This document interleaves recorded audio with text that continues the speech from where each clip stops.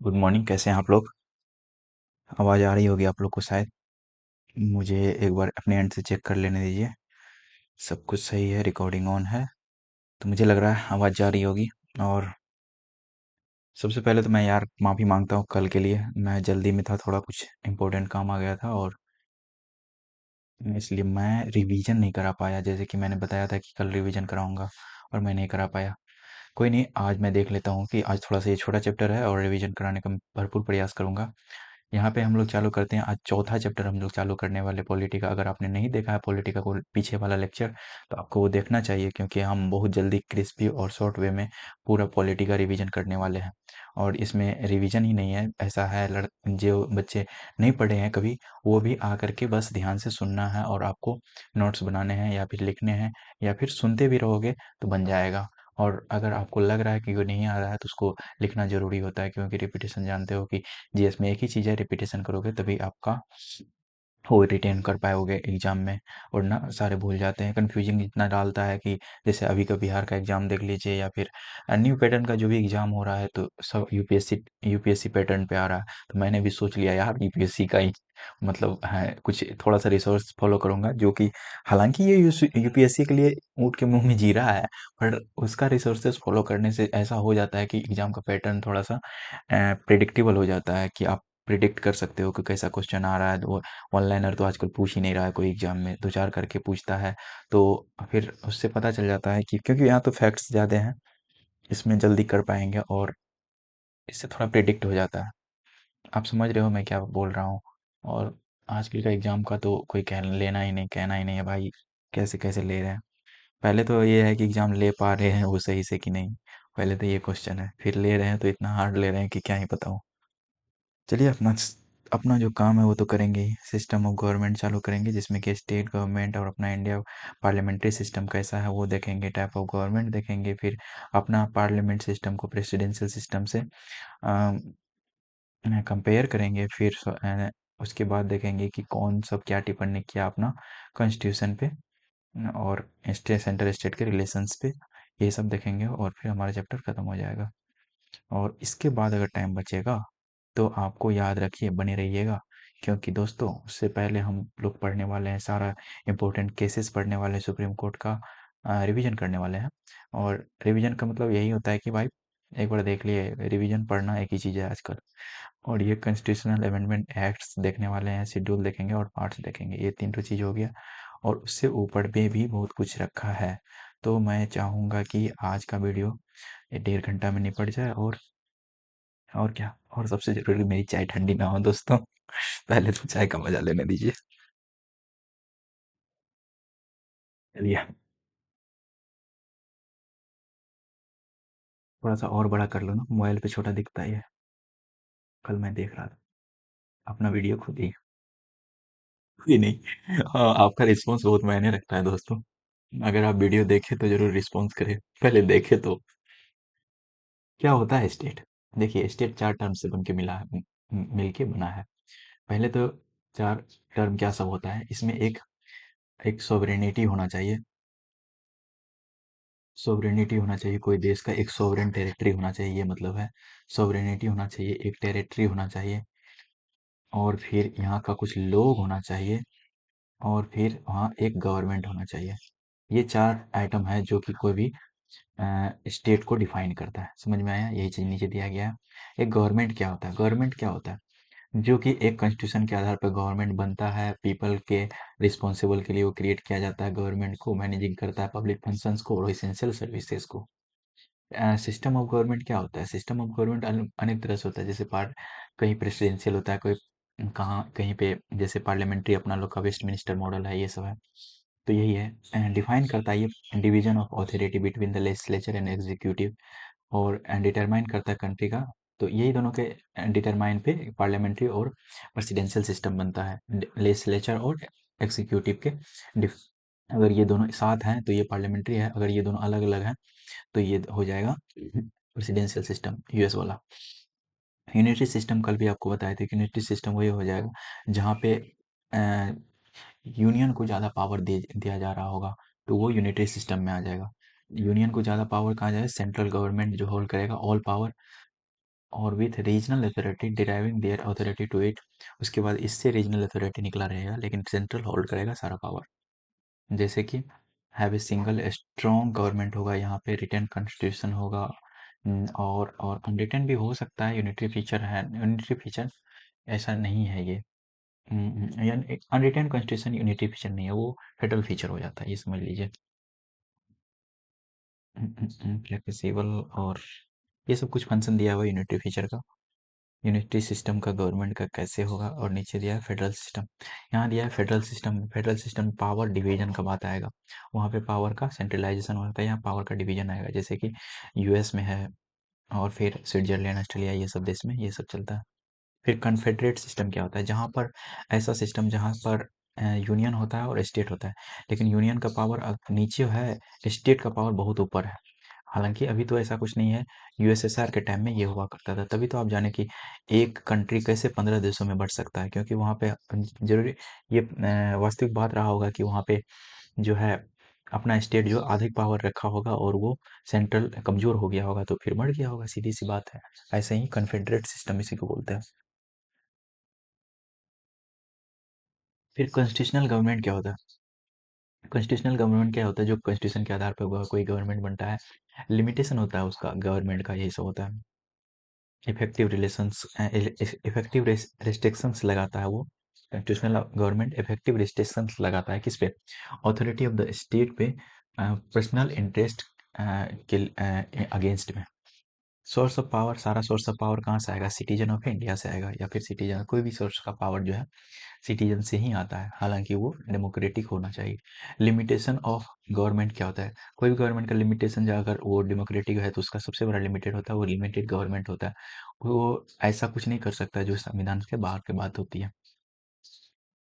यहाँ पे देखेंगे तीनों सिस्टम दिया है, जैसे कि पार्लियामेंट्री सिस्टम दिया है, प्रेसिडेंशियल दिया है, और सेमी प्रेसिडेंशियल सिस्टम दिया है। तीनों का यहाँ देखेंगे, अब शायद तीनों नजर आ रहा होगा, थोड़ा सा छोटा करना पड़ेगा ना। अच्छा भाई, हाँ, कोई नहीं, देख लेंगे मिला के। देखिए, एग्जीक्यूटिव अथॉरिटी क्या होता है? एग्जीक्यूटिव अथॉरिटी होता है जहाँ पे कि प्राइम मिनिस्टर लीड करता है और ड्राइव करता है अथॉरिटी फ्रॉम द पार्लियामेंट। सबसे हेड जो होता है वो हेड मतलब डी जूरे होता है, लेकिन सबसे वास्तविक हेड जो है प्रधानमंत्री ही होता है, प्राइम मिनिस्टर होता है एग्जीक्यूटिव अथॉरिटी में।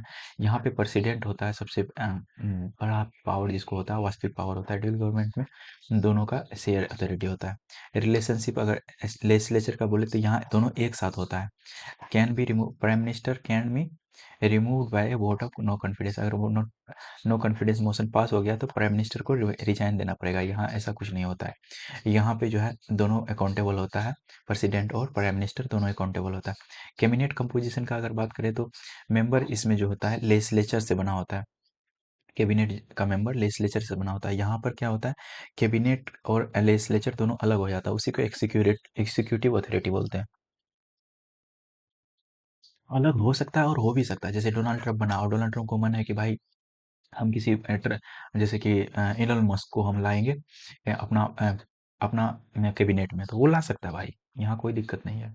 लेकिन यहाँ पे ऐसा नहीं होता, यहाँ पे आपको मेंबर ऑफ द पार्लियामेंट होना ही पड़ेगा, या फिर राज्यसभा को होइए या फिर लोकसभा को होइए। यहाँ पे होता है पावर दोनों को, यहाँ पे बोथ में यहाँ ला भी सकता है और अलग से भी रहता है, पार्लियामेंट से भी रहता है।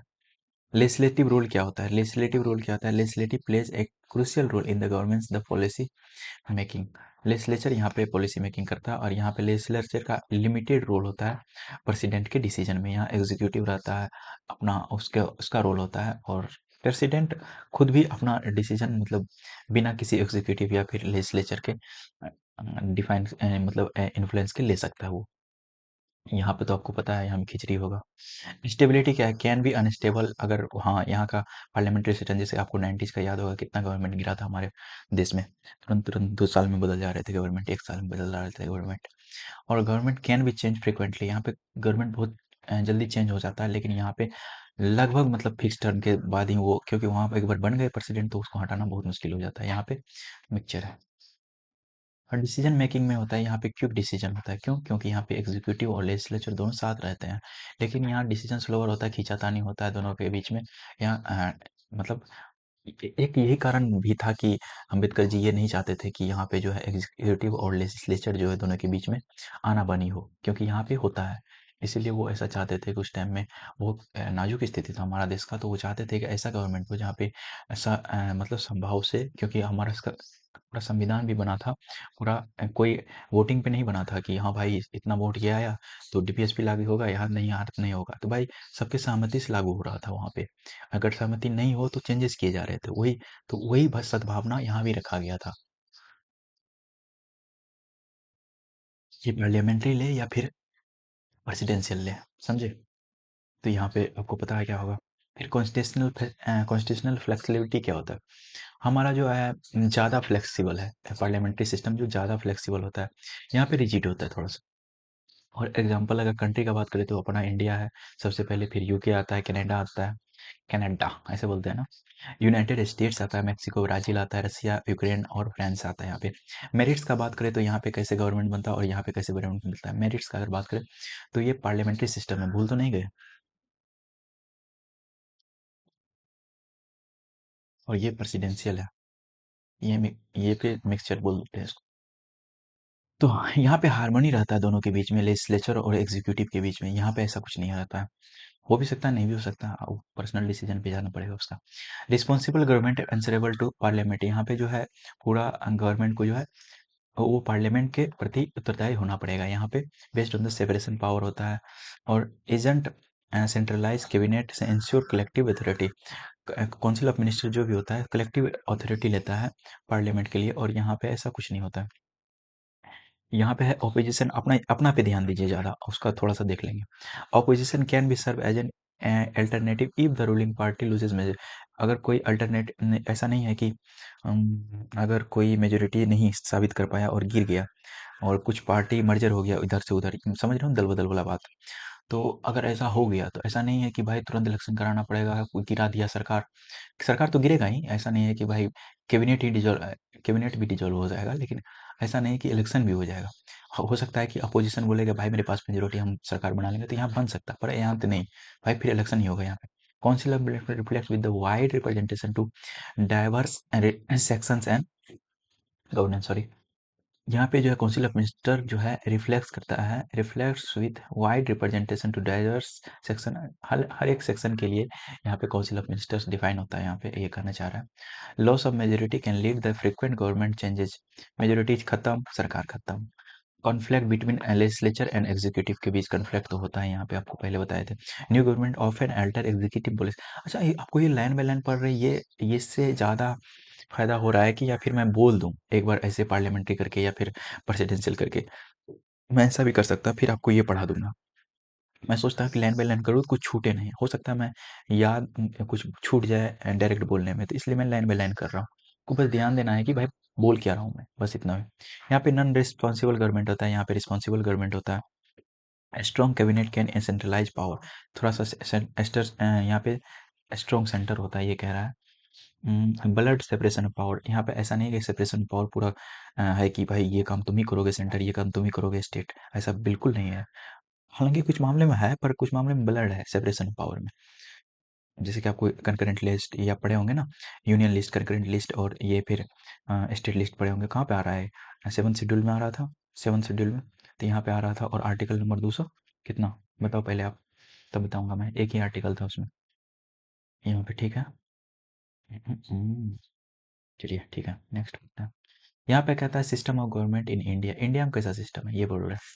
इंडिया में देखिए कैसा सिस्टम है, इंडिया में तो अपना पार्लियामेंट्री सिस्टम चल रहा है। जहाँ पे जो है प्रेसिडेंट जो है अपना डिजोरे हेड होता है, और वास्तविक हेड जो है वो प्राइम मिनिस्टर होता है। Executive responsible to the legislature and its policy and the acts. और यहाँ पे दोनों तरह सेंटर और स्टेट दोनों में चलता है। क्या पार्लियामेंट्री सिस्टम ये कहना चाह रहा है। पार्लियामेंट्री होता क्या है?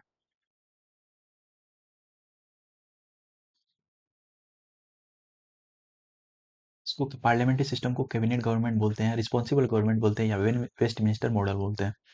ये प्रिवेंट करता है ये प्रिवेंट नहीं करता है, प्रिवेलेंट जहाँ की फैला है, कहाँ तक फैला है, ये ब्रिटेन में है, जापान में, कनाडा में है, इंडिया में है एंड अदर डिफरेंस।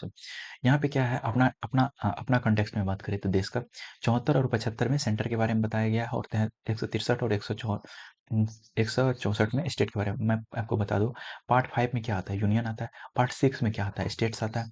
अगर यूनियन का आर्टिकल स्टेट्स में जाना है आपको, वही चीज़ जैसे कि आपको प्राइम मिनिस्टर देखना है तो यहाँ पे सीएम हो जाएगा, यहाँ पे प्रेसिडेंट देखना है, यहाँ गवर्नर हो जाएगा, ऐसे करके आपको जाना है। तो आपको हर आर्टिकल याद करना नहीं है। आपको पार्ट 5 याद हो गया तो आपको पार्ट 6 भी याद हो जाएगा। बोलिए कैसे? आपको 72 आर्टिकल याद है, pardoning power of the president, यहाँ से लेके 111। 111 में क्या है, बजट से ठीक एक पहले आर्टिकल यहाँ तक। 112 बजट है ना, उससे ठीक एक पहले का आर्टिकल 111 तक। यहाँ पे अगर 89 आप जोड़ देंगे तो आपको जो है मिल जाएगा सेम आर्टिकल, जो यहाँ पे यूनियन के लिए होगा वो स्टेट के लिए हो जाएगा। देख लेते हैं, 8 2 11, सॉरी 9 2 11, 8 7 15 1 16, यहाँ 161 है।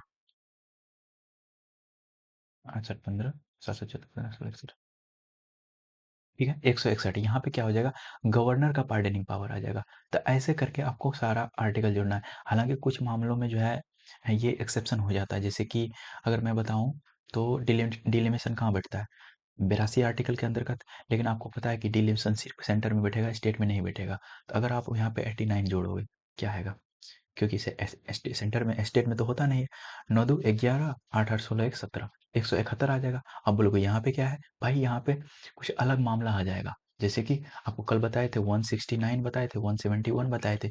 69 समझ रहे हो क्या, क्रिएशन या एवोल्यूशन करेगा कुछ, तुम करोगे ना यहाँ पे। और ये 170 171 171 में कंपोजिशन ऑफ द क्या, अच्छा किसका कैलकुलेशन है, एवोल्यूशन। भाई तुम इधर उधर मत जाओ।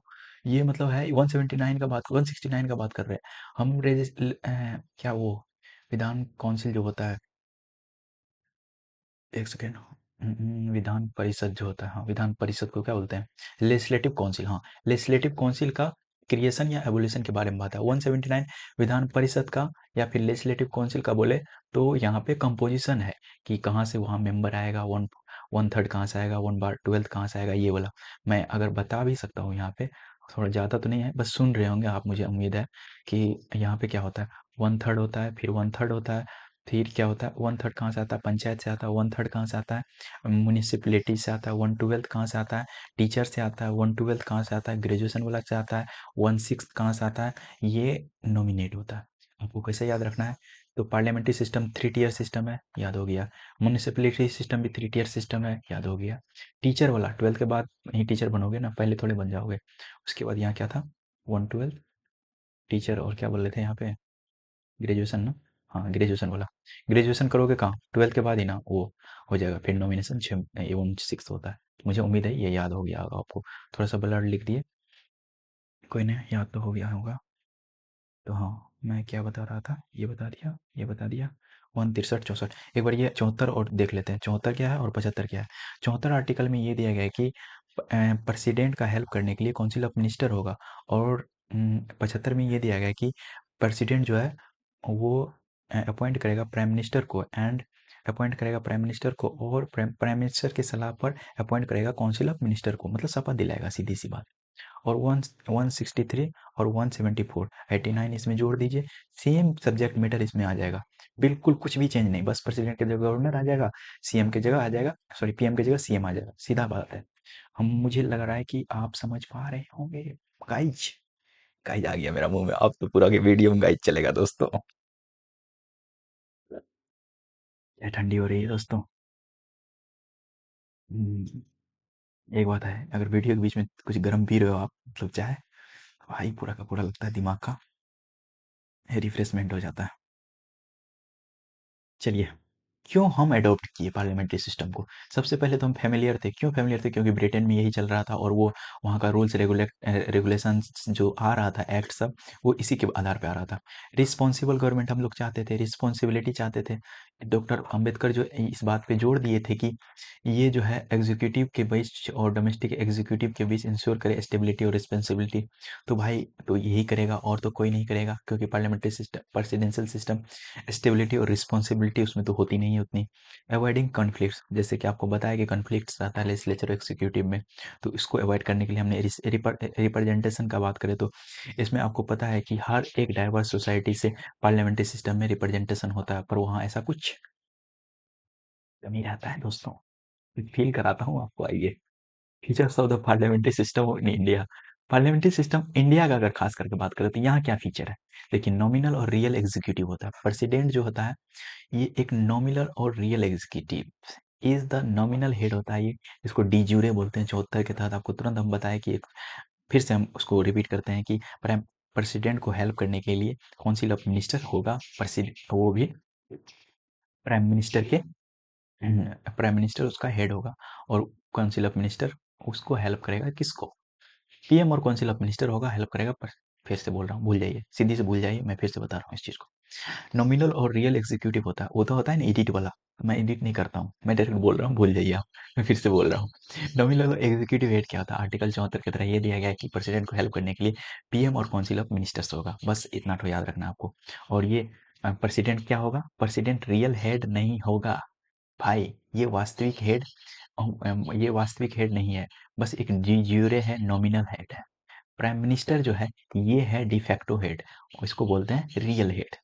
अब मेजोरिटी पार्टी रूल करता है यहाँ पे, आपको पता है जो मेजोरिटी लाएगा वही लोकसभा में अपना सरकार बनाएगा, प्रेसिडेंट अपॉइंट करेगा पीएम और काउंसिल ऑफ मिनिस्टर को। आर्टिकल 75 तुरंत देख के आए।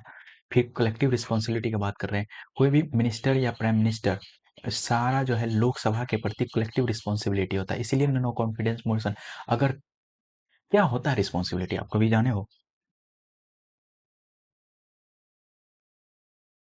रिस्पॉन्सिबिलिटी ये होता है कि अगर तुमने कुछ डिसीजन लिया और वो डिसीजन पे अड़े नहीं हो, या फिर कोई रेजुलेशन लाया कि भाई इसके पास मेजोरिटी नहीं है, नो कॉन्फिडेंस नहीं है, कॉन्फिडेंस नहीं है इस सरकार बनाने का, और वो पास हो गया, अपोजिशन द्वारा ये लाया जाता है, और वो पास हो गया, मतलब कॉन्फिडेंस तुम्हें नहीं है, तो पूरा का पूरा सरकार ही जाएगा। यहाँ मिनिस्टर नहीं जाता, पूरा पूरा का सरकार ही चले जाता है। एक होता है सेंसर मोशन। सेंसर मोशन में क्या होता है? कुछ खास मिनिस्टर के लिए लाया जाता है, ये प्राइवेट मेंबर कुछ खास के लिए जाता है। ये अगर पास हो गया तो हाँ भाई, कुछ खास इसमें होता नहीं है, इसमें पूरा गवर्नमेंट रिजाइन नहीं देता, सीधी सी बात है। डबल मेंबरशिप क्या होता है? Minister belong to executive and legislature. तो आपको पता है डबल मेंबरशिप होता है, एक एमपी जो होता है वो एग्जीक्यूटिव, जैसे कि आप हम ले कैसे ले, जैसे कि प्रधानमंत्री अपना, चलिए प्रधानमंत्री छोड़ दीजिए, अपना होम मिनिस्टर है। होम मिनिस्टर भाई लेजिस्लेचर है। जब वो बैठता है कहाँ पे? जब वो बैठेगा पार्लियामेंट में, तो वो लेजिस्लेचर है एक। क्यों लेजिस्लेचर है? क्योंकि वो एक खास एरिया को वो रिप्रेजेंट कर रहा होगा, जहां से वो, जैसे कि गांधीनगर से शायद है वो, तो गांधीनगर से वो रिप्रेजेंट कर रहे होंगे। लेकिन अगर वो कैबिनेट में बैठ रहा है, कैबिनेट समझ रहे हो ना, कैबिनेट का मीटिंग होता है सरकार के द्वारा, तो अगर वहां बैठ रहा है वो एग्जीक्यूटिव हो जाता है भाई, वही एग्जीक्यूटिव बॉडी हो गया, इसीलिए तो बोल रहे हैं। उसी से ये डिफाइन होता है। अगर ये हमारा लेजिस्लेचर है तो ये एग्जीक्यूटिव है, लेकिन पार्लियामेंट्री सिस्टम में, प्रेसिडेंशियल सिस्टम में, ये अगर एग्जीक्यूटिव है तो ये अगर पार्ट क्या नाम है, हाँ क्या बोल रहे थे, इसको क्या बोल रहे थे अभी? अरे तुरंत मैं तो भाई पीके से भी ज्यादा तेज निकला, तुरंत भूल जाता हूँ। कोई नहीं, आ जाएगा आ जाएगा। एग्जीक्यूटिव है और ये पार्लियामेंट लेजिस्लेचर है। अगर ये लेजिस्लेचर है तो ये एग्जीक्यूटिव है, मतलब एग्जीक्यूटिव में लेजिस्लेचर हो भी सकता है, नहीं भी हो सकता है। समझ में आ रहा है बच्चों? Dissolution of Lok Sabha. लोकसभा का डिजोल्यूशन कैसे होता है? प्रेसिडेंट करता है, अगर प्राइम मिनिस्टर को लगे या फिर बोल दे कि भाई कर दो डिजॉल्व, 85 के तहत कर देगा। देखिए 85 है, आपको एक ट्रिक बताते हैं। ट्रिक सुनिए। 85 - 5 क्या होता है? 3। अगर इसका मतलब है 3 तरीके का यहाँ पे डिजोल्यूशन बोल सकते हैं, डिजॉल्व नहीं, 3 तरीके से पार्लियामेंट को स्थगित या फिर रोक सकते हैं या डिजोल्व कर सकते हैं। इसको होता है, एक तो होता है डिजोल्व कर देना, डिजोल्व कर दिया। एक तो होता है प्रोरोग कर देना, एक तो होता है डिजोल्व करना, एक तो होता है एडजर्न कर देना। एडजर्न और एडजर्न सिनेडाई, ये दोनों जो करता है, ये करता है स्पीकर, और प्रोरोग और डिजोल्व जो करता है ये प्रेसिडेंट करता है। याद रहे दोस्तों, यही पूछता है एडजर्न और एडजर्न सिनेडाई। एडजर्न सिनेडाई क्या होता है? एडजर्न सिनेडाई एक तरह से ये हुआ कि भाई अब संसद का पूरा काम खत्म हो गया, जैसे ये सेशन चल रहा है अभी बजट सेशन, तो बजट सेशन पूरा खत्म हो गया तो बोल देगा एडजर्न सिनेडाई हो गया, तो फिर ये खत्म कर देगा, सीधी सी बात है। अब देखिए distinction between the Indian and the British model. अब क्या अंतर है इंडियन और ब्रिटिश मॉडल में? यहाँ पे रिपब्लिकन सिस्टम है, यहाँ पे मोनार्कियल सिस्टम, आपको पता है हेड ऑफ द स्टेट उसका मोनार्की होता है। कॉन्स्टिट्यूशनल सुपरमेसी है, वहाँ पे पार्लियामेंट्री सुपर सॉवरेनिटी है, मतलब कि पार्लियामेंट में अकल का अगर जेनजी चले गया वहाँ पे, सारा पार्लियामेंट में सारा जेनजी चले गया और वो अपना अनुसार कानून बनाना चाहे, कानून का तो मतलब छोड़िए, या फिर चेंज करना चाहे संविधान में, बहुत बड़ा चेंज का बात कर रहा हूँ, वो कर सकता है भाई, कोई दिक्कत नहीं। परंतु यहाँ कॉन्स्टिट्यूशनल सुपरमेसी है भाई। बेसिक स्ट्रक्चर याद है कुछ? तुम छेड़छाड़ नहीं कर सकते हो फंडामेंटल राइट के साथ। बेसिक स्ट्रक्चर कुछ याद है? तुम जुडिशियल रिव्यू का छेड़छाड़ नहीं कर सकते हो तुम, ऐसी वाली बात। ऐसा यहाँ कुछ नहीं होता। यहाँ पे कोर्ट का पावर उतना ज्यादा नहीं होता जितना पार्लियामेंट्री का होता है, सीधी सी बात है। यहाँ पे तो कोर्ट भाई डंडा लेके खड़ा हो जाता है कभी कभी। PM may be a member of any house, Lok Sabha and Rajya Sabha. PM member हो सकता है दोनों का, लेकिन PM must be the member of the lower house. यहाँ हाउस ऑफ कॉमन्स होता है, लोअर हाउस को हाउस ऑफ कॉमन्स बोलते हैं, आपको नहीं दिख रहा होगा ना? हाउस ऑफ कॉमन और लोअर हाउस होता है, ये इसका मेंबर होता है। मुझे भी नहीं दिख रहा था यार, कोई नहीं, हम दोनों को नहीं दिख रहा था, अब दिख रहा होगा शायद। No parliamentary member can be appoint as minister as 6 month. देख लो यहाँ पे, जैसे कि अपना पहली बार जो था वो, अपना जो एस जयशंकर जी थे, उसको पहली बार 6 मंथ के लिए वो लाया गया था, मतलब अपॉइंट किया गया था उसको। उसको नॉन पार्लियामेंट्री मेंबर था। तो आपको पता है कि ये कहाँ दिया गया? आर्टिकल 75 में ही दिया गया है। 75 में ही बी सी सर डी दिया गया है, देख लेंगे बाद में। यहाँ दिया गया है कि 6 मंथ से ज़्यादा किसी को आप अपॉइंट नहीं कर सकते। हाँ, 5 में दिया गया, 75 का 5 में दिया गया। 6 मंथ से ज़्यादा आप किसी को अपॉइंट नहीं कर सकते मिनिस्टर, उसको कोई भी सदन का आपको सदस्यता दिलाना पड़ेगा। लेकिन यहाँ पे है कि mister are usually member of the parliament only, parliament का ओनली होता है, मेंबर होता है। नो सिस्टम लीगल रिस्पॉन्सिबिलिटी, ये इतना देखना नहीं होता है। शेडो कैबिनेट समझ लीजिए एक तो। शेडो कैबिनेट क्या होता है? शेडो कैबिनेट ये होता है, यहाँ पे एक शेडो कैबिनेट चलता है। अगर एक तो कैबिनेट चल रहा है, दूसरा उसका शेडो चल रहा है। शेडो अपोजिशन वाला बना लेता है कि भाई देखो, ये कैबिनेट ऐसे काम कर रहा है, हमको ऐसे काम करना है, मतलब उसी का बुराई करने के लिए, या फिर ये फंक्शन में अगर नहीं आए तुरंत, तो तुरंत हम गवर्नमेंट बना लेंगे, ऐसा कुछ। तो ये हर काम का रिव्यू करते रहता है इसका। यहाँ पे तो ऐसा होना नामुमकिन है। परसेंटेज प्राइम मिनिस्टर डिबेट ही नहीं होता भाई। मैं सोचता हूँ भाई प्राइम मिनिस्टर डिबेट हो एक बार, राहुल गांधी और कोई मीडियम तो नहीं भाई, क्या ही बोलेंगे फिर। यार कोई अच्छा सुप्रीम कोर्ट का जो कि जज हो, उसके सामने दो तीन जज हो, वहाँ पैनल बैठा हो, और वहाँ पे क्वेश्चन करने वाला कुछ खास जज, कुछ खास वक्ता हो, और वो क्वेश्चन करे, ये फिर जजमेंट दे। और यहाँ पे प्राइम मिनिस्टर, ये अपना प्राइम मिनिस्टर हो जो कि नरेंद्र मोदी हो, यहाँ पे राहुल गांधी जी हो, खास इलेक्शन से पहले, जैसे प्रेसिडेंशियल डिबेट होता है ना, यहाँ प्राइम मिनिस्टर डिबेट हो। तो भाई इससे थोड़ा पता चलेगा, और रैंकिंग करे कि ये जजेस की कितने कितना काम किया वास्तविक तौर पे, और क्या कितना वादा निभाया है इस सब चीज़ों पे, और इसका जो वादा है इसमें कितना पावर है इस सब चीज़ों पे। तो भाई एक अच्छा सा ओवरव्यू आ जाएगा लोगों को बीच, तो कि एक पर्दा आ जाएगा, कम से कम एक आईना तो आ ही जाएगा नेता का कि क्या ही होता है यहाँ पे।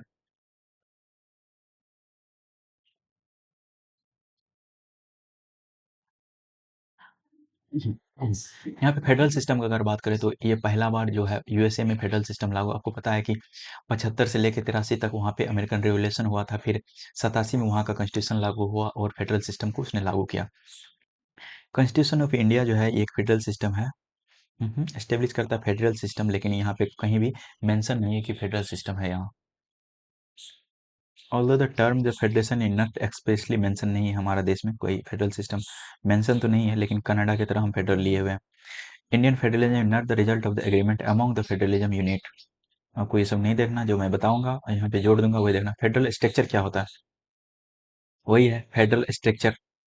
फेडरल स्ट्रक्चर के बारे में ही बाद में यहाँ पे बात किया गया है। India is describe as the union of state, article 1।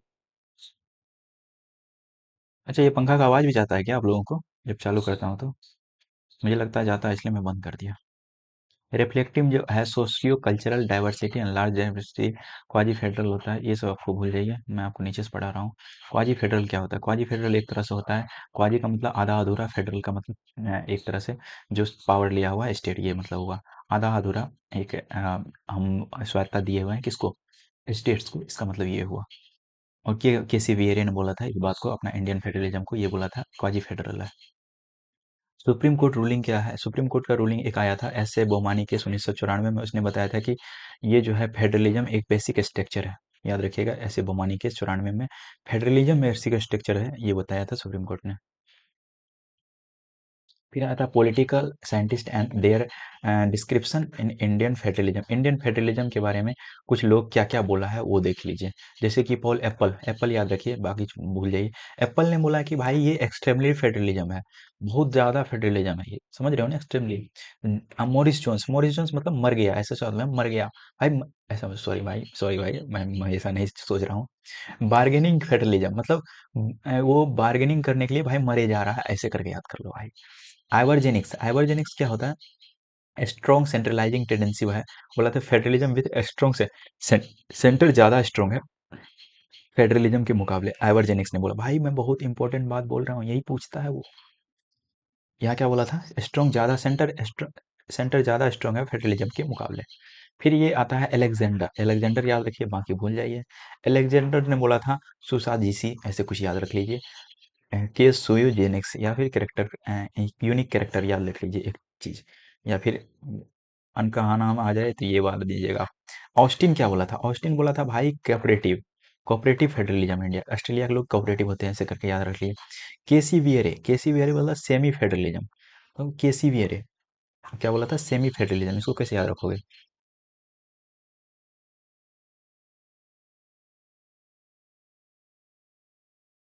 याद हो जाएगा, केसी वियरे सेमी फेडरलिज्म, दो चार बार बोलिएगा। सनातन, ये है संतनम, संतनम के संतनम क्या बोला था? ये यूनिटरी बेसिस है, बोला था कि बाइस्ड है यहाँ पे, यूनिटरी बाइस्ड है, मतलब रेवेन्यू के मामले में ये बताया था कि फाइनेंशियल डोमिनेंस सारा उसी उसी के पास है। ये टैक्स का और ये फिर फाइनेंस का जो भी मामला है यूनियन ही लेता है, तो इसलिए बोला था यूनिटरी एक तरह से बाइज है। मैं इसके मामले में, फाइनेंशियल मामले में सनातन मतलब धनाथन ही है, सनातन, धनाथन याद रख लीजिए आप, धनाथन, धन है या धन के मामले में ये बताया था कि बाइस्ड है। अम्बेडकर जी बोला था इंडस्ट्रक्टिबल है, अपना जो फेडरल सिस्टम है वो इंडस्ट्रक्टिबल है, क्योंकि भाई ये कोई एग्रीमेंट से बना ही नहीं है, ये एक तरह से यूनियन है, कोई अलग हो ही नहीं सकता भाई। तो एग्रीमेंट कोई होगा तब ना तुम एग्रीमेंट बोलेगा कि भाई अब एग्रीमेंट को नहीं मानते। एग्रीमेंट है ही नहीं भाई, तुम पूरी तरीके से समाहित हो। अब थोड़े बोलेगा कि भाई कोई बाप बेटा का गलत हो जाएगा एग्जाम्पल, हो सकता है भाई। हाँ, ले सकते हैं, जैसे कि कोई पिताजी है, उसका कोई बेटा है, तो थोड़े बोलेगा भाई कि आज से मैं तुम्हारा बेटा नहीं रहा। तुम कहो या ना कहो, तुम हो जब तक तुम मरोगे नहीं तब तक रहोगे मरने के बाद भी रहोगे, ये वाला बात है। अब देखिए फेडरल फीचर क्या होता है, यूनिटरी फीचर क्या होता है। ठीक है, फेडरल फीचर ये होता है कि जहाँ पे स्टेट को पावर मिल रहा हो। यूनिटरी फीचर कहाँ होता है? जहाँ स्टेट, यूनियन स्टेट से पावर छीन रहा हो। बस इतना तो बात याद रखना है, ये दो चीज इस पे आप छांट लीजिएगा। ड्यूअल पॉलिसी कल भी बताए थे। ड्यूअल पॉलिसी क्या होता है? पॉलिसी अगर डबल लाया हो गया, स्टेट के लिए अलग सेंटर के अलग, तो हो जाएगा ये। आर्टिकल 246 में आया है। 246 में क्या है? लिस्ट है भाई, यही तो बताए थे तभी तुमको। Handle national matters, state list, state handle local issue. यही तो तीन लिस्ट के बारे में 246 याद रखना है। तीन लिस्ट, 46, छः का आधा दो तीन, छः का आधा तीन, ऐसे करके। रिटर्न कॉन्स्टिट्यूशन है कि भाई इसको जो है रिटर्न कॉन्स्टिट्यूशन है, तुम ऐसा नहीं बदल करके तुम सेंटर को ज़्यादा पावर दे दोगे, तो ऐसा नहीं। डिवीजन ऑफ पावर है, तो डिवीजन ऑफ पावर तो तीनों लिस्ट में है, तो आप समझ सकते हो। सुप्रीमेसी ऑफ कॉन्स्टिट्यूशन,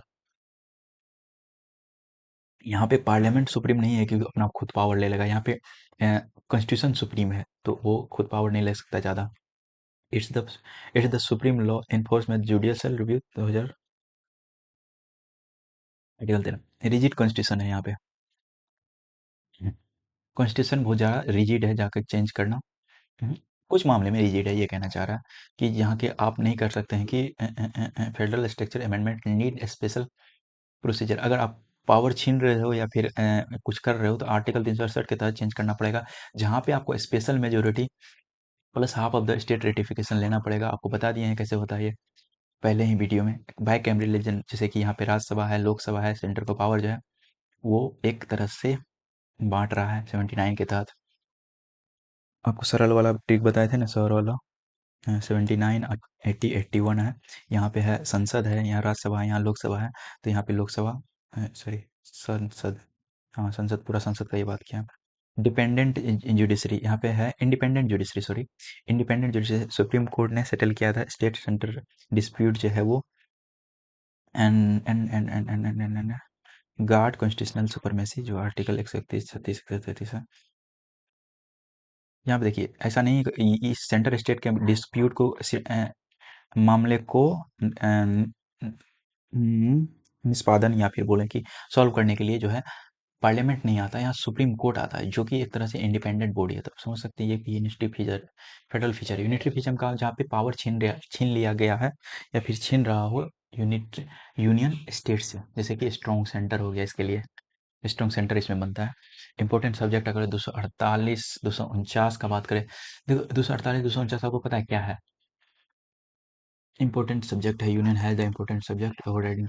248 और 249 क्या आपको याद करना होगा, 248 249 250 200 200 200 और क्या था, 253 था और दूसरा क्या था, 252। ये 5-6 आर्टिकल है, आपको याद करना पड़ेगा।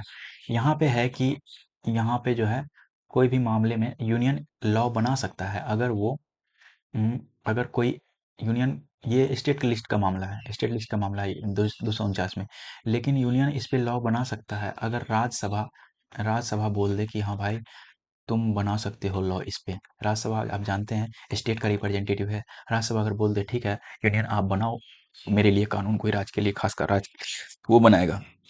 250 क्या है कि जब इमरजेंसी लग गया, इमरजेंसी कैसे याद रखना, आपका पावर जब जीरो हो गया तो ऐसे याद हो जाएगा, आपका पावर जब जीरो हो गया इमरजेंसी लग गया है तो उस टाइम पे यूनियन स्टेट के मामले में लॉ बना सकता है, यूनियन स्टेट के मामले में लॉ बना सकता है। फिर आता है दो, ये दो याद रखिए, दो क्या है, दो या दो से ज्यादा स्टेट अगर बोल दे, दो या दो से ज्यादा स्टेट बोल दे कि ए यूनियन तुम मेरे लिए कानून बनाओ, हम तुमको ये ऑर्डर देते हैं, स्टेट बोले तो फिर ये बना सके। यहाँ बोलिए, यहाँ राज्यसभा बोल रहा था, यहाँ स्टेट बोल रहा है, ये अंतर है। फिर तीन में क्या होता है भाई, तीन क्या है, तीन तिकड़ी काम बिक्री, 3 डिग्री काम बिगड़ी, काम क्या बिगड़ रहा है भाई, अभी देखिए पॉल्यूशन कितना ज़्यादा, या फिर बोल लेते हैं ग्लेशियर पिघल रहा है, समुद्र का पानी बहुत ऊपर हो रहा है, पॉल्यूशन बढ़ रहा है, या फिर बोल सकते हैं कार्बन इमिशन, ये सब मामला जब आ रहा है, पूरा जब दुनिया का मामला है, तो इसमें एक इंटरनेशनल लॉ आता है। अगर कोई यूएन बोल दिया कि भाई सब देश को ये चीज़ करना पड़ेगा और इसके लिए आपको कानून को चेंज करना पड़ेगा, तब हम 253 के तहत स्टेट के मामले में भी कानून बना सकते हैं। आप समझ रहे हैं शायद। चलिए सिंगल कॉन्स्टिट्यूशन क्या होता है, हाँ क्या पढ़ रहे थे, यूनियन फीचर जहाँ पे स्टेट को ज़्यादा पावर नहीं मिल रहा है, यूनियन को मिल रहा है, तो सिंगल कॉन्स्टिट्यूशन है। तो भाई डबल कॉन्स्टिट्यूशन तो है नहीं कि भाई से स्टेट को अलग से पावर में दिया गया है, ऐसा कुछ नहीं है।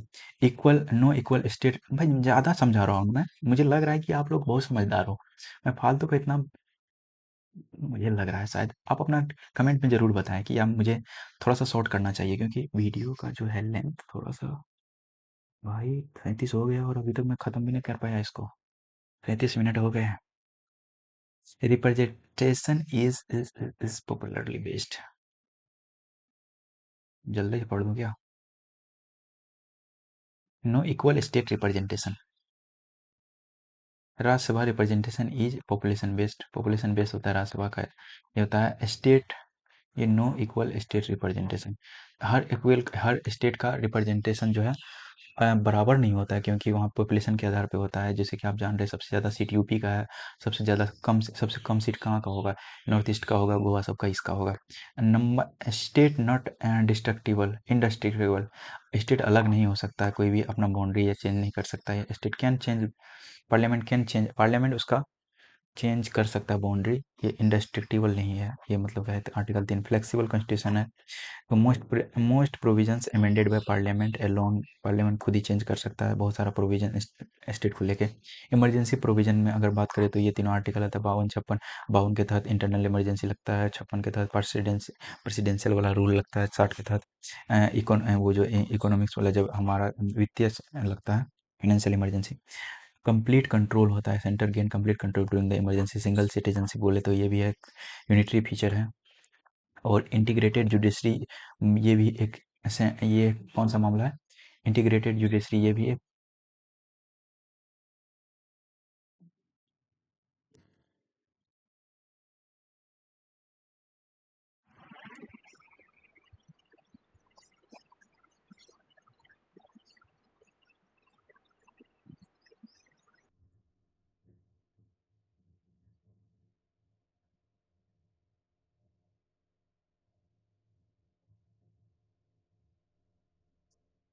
तो इंटीग्रेटेड इंटीग्रेटेड ऑडिट होता है हमारा, जैसे कि सीएजी जो है दोनों सेंटर और स्टेट दोनों का ऑडिट करता है। 148 में सीएजी आपको पता है 148 से 151 के बीच आता है।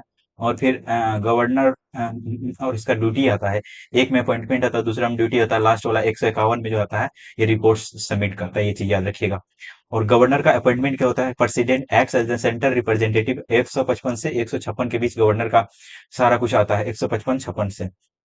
गवर्नर का अपॉइंटमेंट जो होता है वो भी एक तरह से यूनिटरी फीचर है, क्योंकि गवर्नर अपने पास पावर रखता है बिल को रिजर्व रखने का। कौन सा आर्टिकल, 200। और फिर आपको पता होगा कि अभी का केस क्या है, तमिलनाडु का जो गवर्नर आर एन रवि था, और तमिलनाडु का गवर्नर आर एन रवि है, और जो भी ये अपना सुप्रीम कोर्ट के बीच जो इशू हुआ था, ये सब शायद, क्योंकि चलिए छोड़िए वो मैटर को। पार्लियामेंट का ऑथोरिटी क्या होता है, can legislate on state list if necessary. 149 जैसे पहले बता दिया आपको। और क्या है, वीटो पावर होता है, स्टेट के पास गवर्नर रिफर करता है बिल प्रेसिडेंट को, 200 आर्टिकल पहले बताया आपको। अब देखिए यहाँ पे जो है कंपैरिजन किया गया Indian constitution with the world. दुनिया के साथ कॉन्स्टिट्यूशन का इंडियन है, यूएस, यूके, और फिर बाकी ये सब देश हैं। तो मेनली हम ये तीनों का कंपैरिजन करते हैं। कॉन्स्टिट्यूशन कैसा है, रिटेन है, यहाँ पे अनरिटेन कॉन्स्टिट्यूशन है यूके में, यहाँ भी रिटेन है, बाकी सब जगह रिटेन ही है।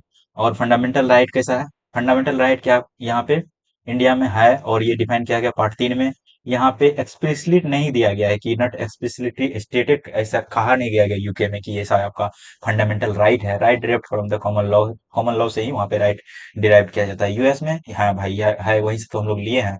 और यहाँ पे भी फर्स्ट 10 अमेंडमेंट है, पहला पहला 10 अमेंडमेंट्स इसी के लिए है। चलिए कनाडा में भी है, बाकी सब जगह है। फिर अमेंडमेंट प्रोसेस क्या होता है, रिजिड एंड फ्लेक्सिबल दोनों तरीके से है इंडिया में। यहाँ पे नॉट फॉर्मलाइज, ऐसा नहीं कुछ है अमेंडमेंट के फॉर्मलाइज नहीं किया गया, based on the parliamentary sovereignty. Parliament जो कहेगा वही होगा, रिजिड के ऐसा कुछ नहीं है, चेंज करने का मन होगा चेंज कर देगा। यहाँ पे रिजिड है, अमेंडमेंट बहुत ज्यादा रिजिड है यूएस में। सेपरेशन ऑफ पावर आपको पता है, यहाँ पे सेपरेशन पावर है तीनों के बीच में, एग्जीक्यूटिव, लेजिस्लेटिव एंड जुडिशरी के बीच में। यहाँ पे ऐसा स्ट्रिक्ट नहीं है, ये यूके का है, ये यूएस का है। यहाँ पे स्ट्रिक्ट सेपरेशन पावर नहीं है, यहाँ पे पूरा स्ट्रिक्ट है तीनों के बीच में पावर का।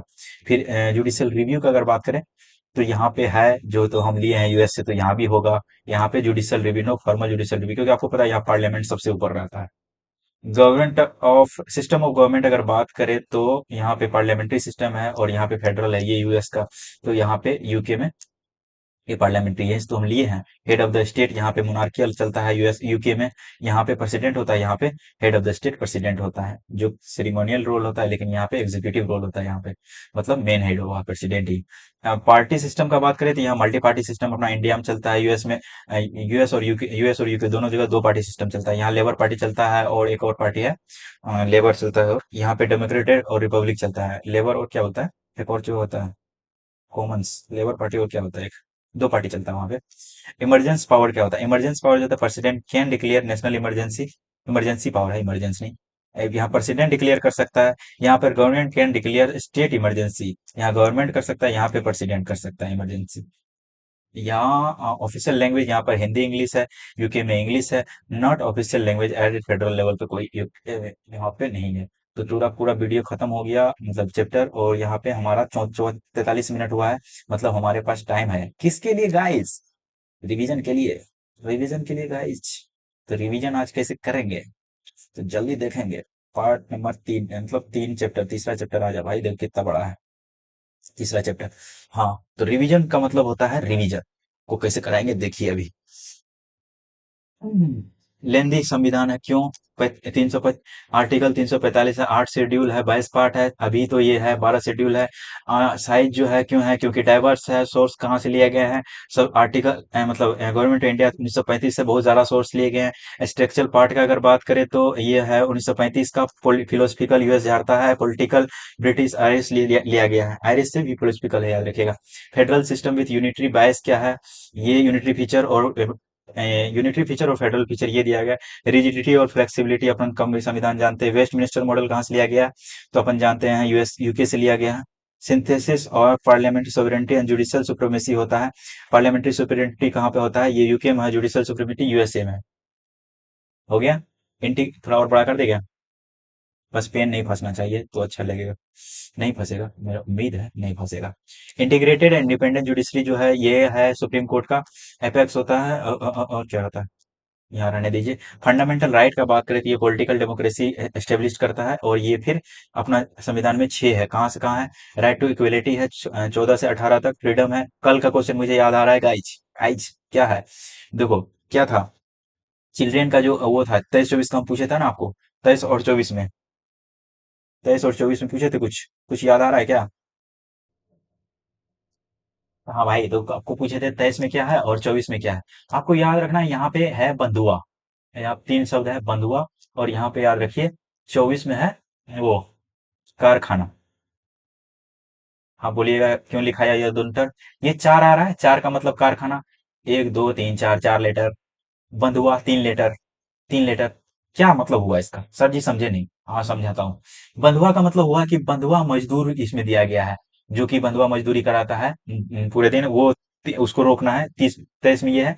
24 में कारखाना मतलब बच्चों को हैजार्डस इंडस्ट्रियल में काम नहीं कराना, उधर कोई भी हैजार्डस काम में नहीं कराना। अगर उसको कराना भी है तो नॉन स्कूलिंग आवर में वो बिना हैजार्डस का कर सकता है। जैसे कि आप कभी जाके बोलने लगते हो कि भाई क्यों तुम काम कर रहा है यहाँ पे, जैसे कि दुकान सब, भाई दुकान हायाटस नहीं है, हेजाटस नहीं है। लेकिन अगर वो स्कूलिंग आवर में 10 से 3 कर रहा है तो आप उसको बोल सकते हो। समझ में आया? आप शायद अब नहीं भूलोगे कभी। तो फ्रीडम ऑफ रिलीजन जो है 25 से लेके 28 के बीच है। हालांकि आगे हम पढ़ेंगे इस हर आर्टिकल में क्या है। अच्छा ठीक है, रिवीजन करा रहे हैं तो जल्दी करा देते हैं। एजुकेशन का 29-30 में है, और कॉन्स्टिट्यूशनल रेमेडी 32 में है। और फिर डीपीएसपी का बात करें तो 36 से 51 के बीच में आता है। पार्ट 4 का ए और 51 का ए, याद रखिए दोनों जगह ए आता है। ये क्या करता है? सोशल और इकोनॉमिक डेमोक्रेसी डेमोक्रेसी एस्टेब्लिश करता है। नॉन जुडिशियल होता है, और यहाँ पे तीन तरह से बांटा गया, सोशल, गांधी और लिबरल। फिर रहता है फंडामेंटल ड्यूटीज का बात करें तो 42वां कॉन्स्टिट्यूशन से ऐड किया गया 11 ड्यूटी, जिसमें ऐड किया गया 51 का ए में है ये भाई गाइज। सॉरी सॉरी, डीपीएसपी 51 का ए में नहीं है भाई, सिर्फ 51 में है भाई। पार्ट 4 का है 36 से 51, ऐसे याद रखिए। ये यहाँ तो है डीपी, ये फंडामेंटल ड्यूटीज के बारे में बात कर दी हम वहां पे। ये यहाँ है पार्ट 4 ए, 51 ए, दोनों जगह ए, ये कहना चाह रहा हूँ। समझ में आ गया होगा। सेकुलर स्टेट है तो सेकुलर, सेकुलर टर्म कब जोड़ा गया आपको कल सीस करके याद रखाए थे, तो वो 76 का 42वां कॉन्स्टिट्यूशन याद होगा आपको। नेक्स्ट पढ़ेंगे 18 वोटिंग एज कवर कर दिया गया 61 में, 1890 89 में। ठीक, सिंगल सिटीजनशिप ये सब रहने दीजिए, और रहने क्या दीजिए, हो तो गया यार। ठीक। नेक्स्ट, इमरजेंसी का प्रोविजंस कितना है? नेशनल इमरजेंसी कहाँ लगता है? 352 के तहत। स्टेट इमरजेंसी 356, और फाइनेंशियल इमरजेंसी 360। आर्टिकल 359 और 360, 59, 58 में। अगर यहाँ यहाँ पे लगा है तो यहाँ इसके अनुसार लगा है तो आर्टिकल आपका 19 सस्पेंड हो जाएगा। इसके अनुसार लगा है तो 20-21 को छोड़ के बाकी सब सस्पेंड। ठीक, यहाँ क्या है? थ्री टीयर सिस्टम अगर बात करें तो थ्री टीयर सिस्टम सिस्टम जो 40 में आता है, विलेज पंचायत। 43वां 44वां दोनों के लिए पंचायती राज सिस्टम। आपको पता होगा यहाँ पंचायती और म्यूनिसिपैलिटीज को स्थापित किया था। पंचायती राज सिस्टम यहाँ म्यूनिसिपैलिटी सिस्टम रहता है। यहाँ पे पार्ट नंबर 9 जोड़ा गया था, और यहाँ पे पार्ट नंबर 9 का ए जोड़ा गया था। यहाँ पे शेड्यूल नंबर 11 जोड़ा गया था, यहाँ शेड्यूल नंबर 12 जोड़ा गया था। और क्या जोड़ा गया था? यहाँ पे कुल 29 सब्जेक्ट थे, यहाँ पे कुल 18 सब्जेक्ट थे। और कुछ था क्या? याद कीजिए, खटाखट याद कीजिए दोस्तों गाइज।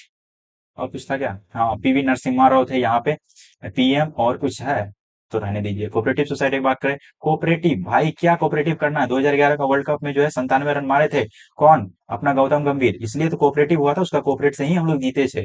बाकी आपको जब भी आए 97 कॉन्स्टिट्यूशन अमेंडमेंट क्या हुआ था, कुछ नहीं सोचना है। कोऑपरेटिव सोसाइटी जहां मिलेगा आपको खट्टाक मार देना है। कोऑपरेटिव सोसाइटी तीन जगह वर्णन है, एक तरह तो आर्टिकल 19 में है, फिर 43 बी में है, और जहाँ पे new DPSP 43 B cooperative society है। फिर जेड एच से जेड टी के बीच में पार्ट नंबर 9 ए अभी तुरंत पढ़ा है आपको क्या गाइज? यहाँ पे म्युनिसिपैलिटीज है, यहाँ कोऑपरेटिव सोसाइटी है, जेड एच से जेड टी तक है। ये हाँ, इसमें टोटल याद रखिए। ये यहाँ लिख देते हैं। यहाँ पे ए से ओ तक है, 243 का आर्टिकल। यहाँ पे यहाँ पे अगर बात करें, ये ओ हो गया 15, पी से जेड जी तक है, जेड जी तक है, ये हो गया। फिर यहाँ पे बात करें पार्टनर में, जेड जी से जेड टी तक, सॉरी जेड जी से जेड टी तक, हाँ जेड टी तक। हाँ आप समझ रहे होंगे मैं क्या कहना चाह रहा। अब देखिए आपको तुरंत तुरंत ये रिकॉल कराया जाएगा। क्या रिकॉल कराया जाएगा? चलिए इधर आजा, इधर आजा बच्चे। थोड़ा सा, हाँ थोड़ा सा और, हाँ हाँ, सही है ना। हाँ। देखिए, अब आपको पूरा पार्ट, टोटल कितने 22 पार्ट है अपना संविधान में, सब्जेक्ट क्या है और आर्टिकल कहाँ से कहाँ तक है। ठीक। अगर आपको बोल दे ये कलर सही नहीं है ना, चलो चेंज करते हैं, अपन फेवरेट कलर लेते हैं। चलिए, आर्टिकल एक में क्या है, पार्ट एक में क्या है, यूनियन एंड इट्स टेरिटरी में 1 से 4 तक आता है। सिटीजनशिप जो है वो पार्ट नंबर 2 में है, 5 से 11 तक है। फंडामेंटल का बात करें तो 12 से 35 तक है। डीपीएसपी 36 से 51। ड्यूटीज जो है पार्ट नंबर 4 का ए में ही आता है, ए 4 का ए, 51 का ए। ड्यूटीज यूनियन का बात करें तो पार्ट 5, 52 से 151। स्टेट का बात करें तो पार्ट 6, 152 से लेकर 236 37 के बीच में आता है। पार्ट नंबर 7 का अगर बात करें तो ये अब हटा दिया गया है, पढ़ना भी नहीं है आपको। और फिर पार्ट नंबर 8 का अगर बात करें, अगर पार्ट नंबर 7 में क्या डाला गया है, ये हटा के अगर बात करें तो क्या डाला गया है यहाँ पे, तो यूनियन टेरिटरी का अगर बात करें तो 8 नंबर याद, यूनियन टेरिटरी ऐसे करके याद करना, यूनियन टेरिटरी 8 में है। तो यूनियन टेरिटरी 8 में ऐसे कैसे याद करोगे भाई, भूल तो जाओगे, मुझे पता है तुम। यहाँ पे देखिए 2 जीरो है, 2 जीरो से 8 बनता है। कैसे 2 जीरो से, भाई यहाँ कुछ पावर यूनियन को भी रहता है, कुछ पावर स्टेट्स को भी रहता है, इसलिए यूनियन टेरिटरी होता है ये। गलत बोल दिया ना, पूरा का पूरा पावर ही यूनियन को रहता है, लेकिन स्टेट जहाँ जैसे कि दिल्ली हो गया, यहाँ पे तो दोनों का पावर है। समझ में आया। तो ऐसे करके याद रख सकते हैं आप थोड़ा सा, कोई रिलेट थोड़ा गलत हो गया पर फिर भी याद रख सके। 239 से 242 आपको याद रखा, 239 ए के तहत, ए शायद ए है ना, ए एक तहत दिल्ली को स्पेशल पावर मिला है कि उसके पास जो है क्या हो सकता है, विधानसभा भी हो सकता है, विधानसभा भी हो सकता है। नेक्स्ट पढ़ेंगे, द पंचायत का पढ़ेंगे, पार्ट नंबर 9 में दिया है पंचायत। 243 ए से ओ तक है। म्यूनिसिपैलिटी भाग नंबर 9 का ए में दिया है। 243 पी से जेड जी, भाग नंबर 9 का बी में कोऑपरेटिव सोसाइटी, जेड टी से जेड, जेड एस से जेड टी दिया है। 10 का अगर बात करें, ट्राइब दिया है। 10 का मतलब 10 हो गया, कल याद रहे थे जिन लोग 10 थे भाई, बेचारा वो गरीब है, 10 होता है तो सरकार उसका रक्षा नहीं करता है, इसे शेड्यूल्ड ट्राइब है, तो ऐसे करके याद किए थे। 244 से 244 ए तक है। Relation between union and the state का अगर बात करें, एक और एक के बीच अगर रिलेशन सही है तभी ये रिलेशन आगे चलेगा, ये मतलब है। एक और दो हो जाए तो गलत हो जाएगा भाई, रिलेशन का बात नहीं कर रहा होगा तो वहां पे फाइनेंस का बात कर रहा होगा भाई, फाइनेंस समझ रहे हो, फाइनेंस, हाँ ऐसा सही है भाई, ये देखो ट्रिक बन गया ना। एक और एक है तो भाई रिलेशन है, एक और दो आ गया तो क्या मतलब, दो एक के बीच कोई दो, दो कंपटीशन है भाई, पैसे ज्यादा होगा किसी के पास तभी तो कंपटीशन आ गया उसके बीच में। ये किधर जाएगी, मतलब किधर जाएगा, हो सकता है जाएगी या जाएगा। तो एक और दो के बीच, 264 से 301 के बीच में, 301 के बीच में, फिर फाइनेंस की बात कर रहा होगा मतलब। ट्रेड मतलब 3 से बताए थे, ट्रेड से ट्रेड 3 से 13, ये ट्रेड का बात कर रहा है। हालांकि ट्रिक मुझे नहीं बताना चाहिए क्योंकि ये रिवीजन क्लास है, फिर भी अगर कोई देख रहा है पहली बार तो उसके लिए ट्रिक बता दे रहा हूँ। अगर 14 में बात करें तो सर्विसेज भाई, 14 सर्विसेज और यूनियन मतलब प्रो आदमी, कुछ समझे तुम। 308 से 323 के बीच, 8 से 23 के बीच, क्यों, इसके बाद तुरंत आ जाएगा सर्विसेज के बाद क्रिमिनल्स आ जाएगा। इसी में आता है क्या सब, यूपीएससी सब आते हैं इसी में, स्टेट पीसीएस आता है, और ज्वाइंट पब्लिक सर्विस कमीशन सारा इसी में आते हैं भाई, सर्विसेज के अंदर। और आर्टिकल कुछ ध्यान में रखना है आपको, 312 ऑल इंडिया सर्विसेज आता है इसमें, तीन सर्विसेज आता है, कौन सा, आईएएस आईपीएस, और यहाँ पे आता है इंडियन फॉरेस्ट सर्विस, नहीं इंडियन फॉरेन सर्विस आता है। फिर आता है पार्ट नंबर, ये है 14 का ए में, 14 का ए में ट्रिब्यूनल्स आता है, दो तरह का होता है, ए यहाँ पे लिखा गया है। यहाँ पे ए से एडमिनिस्ट्रेटिव ट्रिब्यूनल्स याद रखिए, बी से रखिए, बी से याद क्या रखोगे आप, फाइनेंस याद करने के लिए बी के क्या करना पड़ेगा, बजट याद रख सकते हो, फाइनेंस या बजट, फाइनेंस वाला ये इसमें आता है। इलेक्शन क्या आता है, 15 में इलेक्शन आता है गाई, 24 में, 24 से लेके 329 तक, 326 में क्या आता है, 326 में आता है कि एडल्ट फ्रेंचाइजी, मतलब कि एडल्ट फ्रेंचाइज मतलब समझते हो ना, एडल्ट फ्रेंचाइज मतलब हुआ मत देने का अधिकार। कब, इकसठ, इकसठवां अधिकार जो 18 कब किया गया था, 61वां कॉन्स्टिट्यूशनल अमेंडमेंट 1989 में। समझ में आया। और 14 में क्या आ रहा है, फिर 14 में आ रहा है, 15 में, 16, सॉरी 16, 16 में क्या आ रहा है, 16 में सर्विसेज स्पेशल प्रोविजन रिलेटिंग, इतना याद नहीं रखना आपको। 17 में, 17 मतलब खतरा, लैंग्वेज के आधार पर खतरा होता है, 343 से 351, 343 से 351 ऑफिशियल लैंग्वेज यहीं से दिया गया है दोस्तों, ये 343 के बाद, 343 भाग 17 बहुत ही इंपॉर्टेंट है। इमरजेंसी 18 में आ रहा है, 352 से 360 के बीच में, आपको पता होगा तीन इमरजेंसी है जो पढ़ाए ऊपर, मिसलेनियस याद नहीं करना है आपको।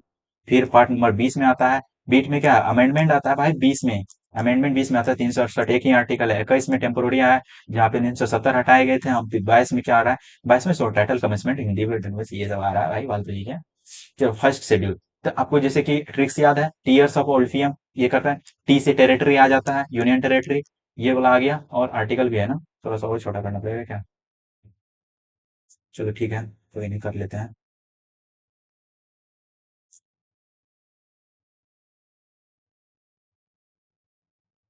है ना, ठीक है। पहला जो है, अब लिखा ही नहीं जा रहा यार, क्या ही दिक्कत है तुम्हें उससे। भाई क्या गया, गया क्या इसका? अरे अरे अरे भाई, रुक जा रुक जा, रुक जा तू। हाँ तो भाई पहला आर्टिकल देख रहे थे, पहला आर्टिकल में क्या है? 28 टेरिटरी दिया है, टीयर्स ऑफ ओलपीएम में टी में आ रहा है।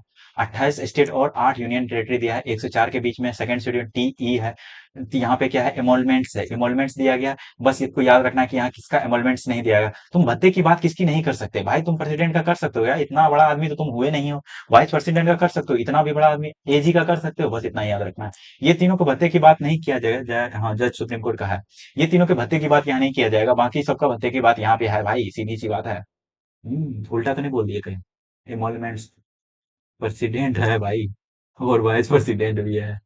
प्रेसिडेंट ऑफ इंडिया, गलती बोल दिया। देखो, एक सेकंड।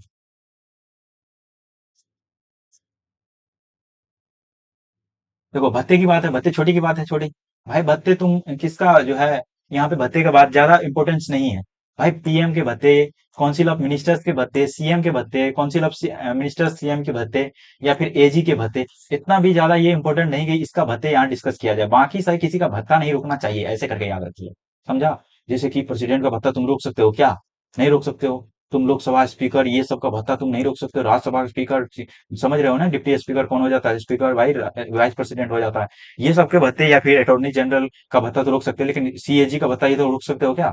ऐसे करके याद कर लो। इस सब के भत्ते के बारे में यहाँ पे डिस्कशन नहीं किया गया। किसका? इसका, बस यही तो पूछता है, बाकी है सबका। समझ में आया? ये 75 का 4 में क्या है आर्टिकल, आप समझ रहे होंगे। 99 में क्या है? 75 का 4 में आपको बताया था कि ये खुद अपना भत्ता डिसाइड करता है। और 99 में क्या है? 99 में है, नहीं नहीं नहीं नहीं, सेक्रेटरी है, सेक्रेटरी 96 में होता है। फिर 99 में क्या है? इसका सैलरी है 99 में। फिर आता है, 99 में सैलरी है, आप लोग एक बार देख के बताइए कंफर्म होके। 124 का 6 में है, यहाँ पे यहाँ पे सुप्रीम कोर्ट का जो जजेज होता है उसका भत्ते की बात किया गया। 148 का 2 में यहाँ पे क्या गया, कैग का, ऑडिटर इन जनरल, ये इसका भी इसका भत्ते का बात किया। 164 का 3 में यहाँ पे बात किया गया है। फिर यहाँ पे बात किया जाएगा सीएम और उसका काउंसिल ऑफ मिनिस्टर। फिर 188, 219 इस तरह की बात किया गया। थर्ड शेड्यूल टी ई ए याद कर लिए। टीएस मतलब ए से अफर्मेशन होता है, ओथ होता है भाई, तुम ओथ, ओथ दिलाने की बात है। ओथ दिलाने की बात बहुत बड़ी बात होती है। यहाँ पे तुम president, vice president, vice president हो गया, और तुम यहाँ पे आ जाएगा एजी। हाँ, ये तीनों, ये तीनों याद रखे भाई। भाई ओथ दिलाने की बात है, इसको कौन ओथ दिलाएगा भाई? ये लोग खुद ओथ देते हैं, ये इसको ओथ दिलाएंगे ऐसा नहीं होता है। लेकिन बस याद दिलाने के लिए मैं कह रहा हूँ कि थोड़ा सा बनाने की कोशिश कर रहा हूँ। ये बड़े लोग हैं भाई, इसको इसकी ओथ की बात क्यों लिखा जाएगा कहीं? इसको भाई, ये बहुत बड़े लोग हैं, ऐसा करके याद कर लीजिए। बाकी सबका ओथ का होगा, जैसे कि यूनियन और स्टेट मिनिस्टर, मतलब कि सारा सीएम, पीएम और सीएम कह रहा हूँ, सारा एमएलए और एमपी आ गया इससे। Candidates for election for the parliament and state legislature, सारा आ गया इसमें। Members of the parliament, legislature assembly, जजेस सुप्रीम कोर्ट का क्या आ गया, और यहाँ पे एजी, यहाँ भी नहीं आएगा एजी दोनों जगह। ये दोनों चीज पूछता है। फोर्थ शेड्यूल का अगर बात कर ले हम, फोर्थ शेड्यूल का मतलब बात कर ले, TEAR, एस ऑफ हो जाए।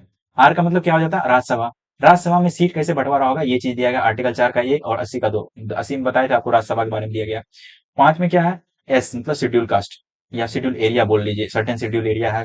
6 में क्या है? ये ट्राइबल एरिया, असम, ये अदर शेड्यूल एरिया, जिसमें एटीएम करके याद किए थे हम लोग, जिसमें मनी नहीं है, मणिपुर नहीं है। 7 शेड्यूल का थ्री थ्री लिस्ट में बांटा गया है, आप देख सकते हैं। और फिर 8 शेड्यूल का अगर बात कर लेते, ये रिकॉग्नाइज करता है 22 लैंग्वेज को, की ऑफिशियल लैंग्वेज है ये। पहले 14 था, बाकी 22 है। कैसे कैसे कैसे बढ़ा? 21 से बढ़ा, 71 से बढ़ा, और 92 से बढ़ा।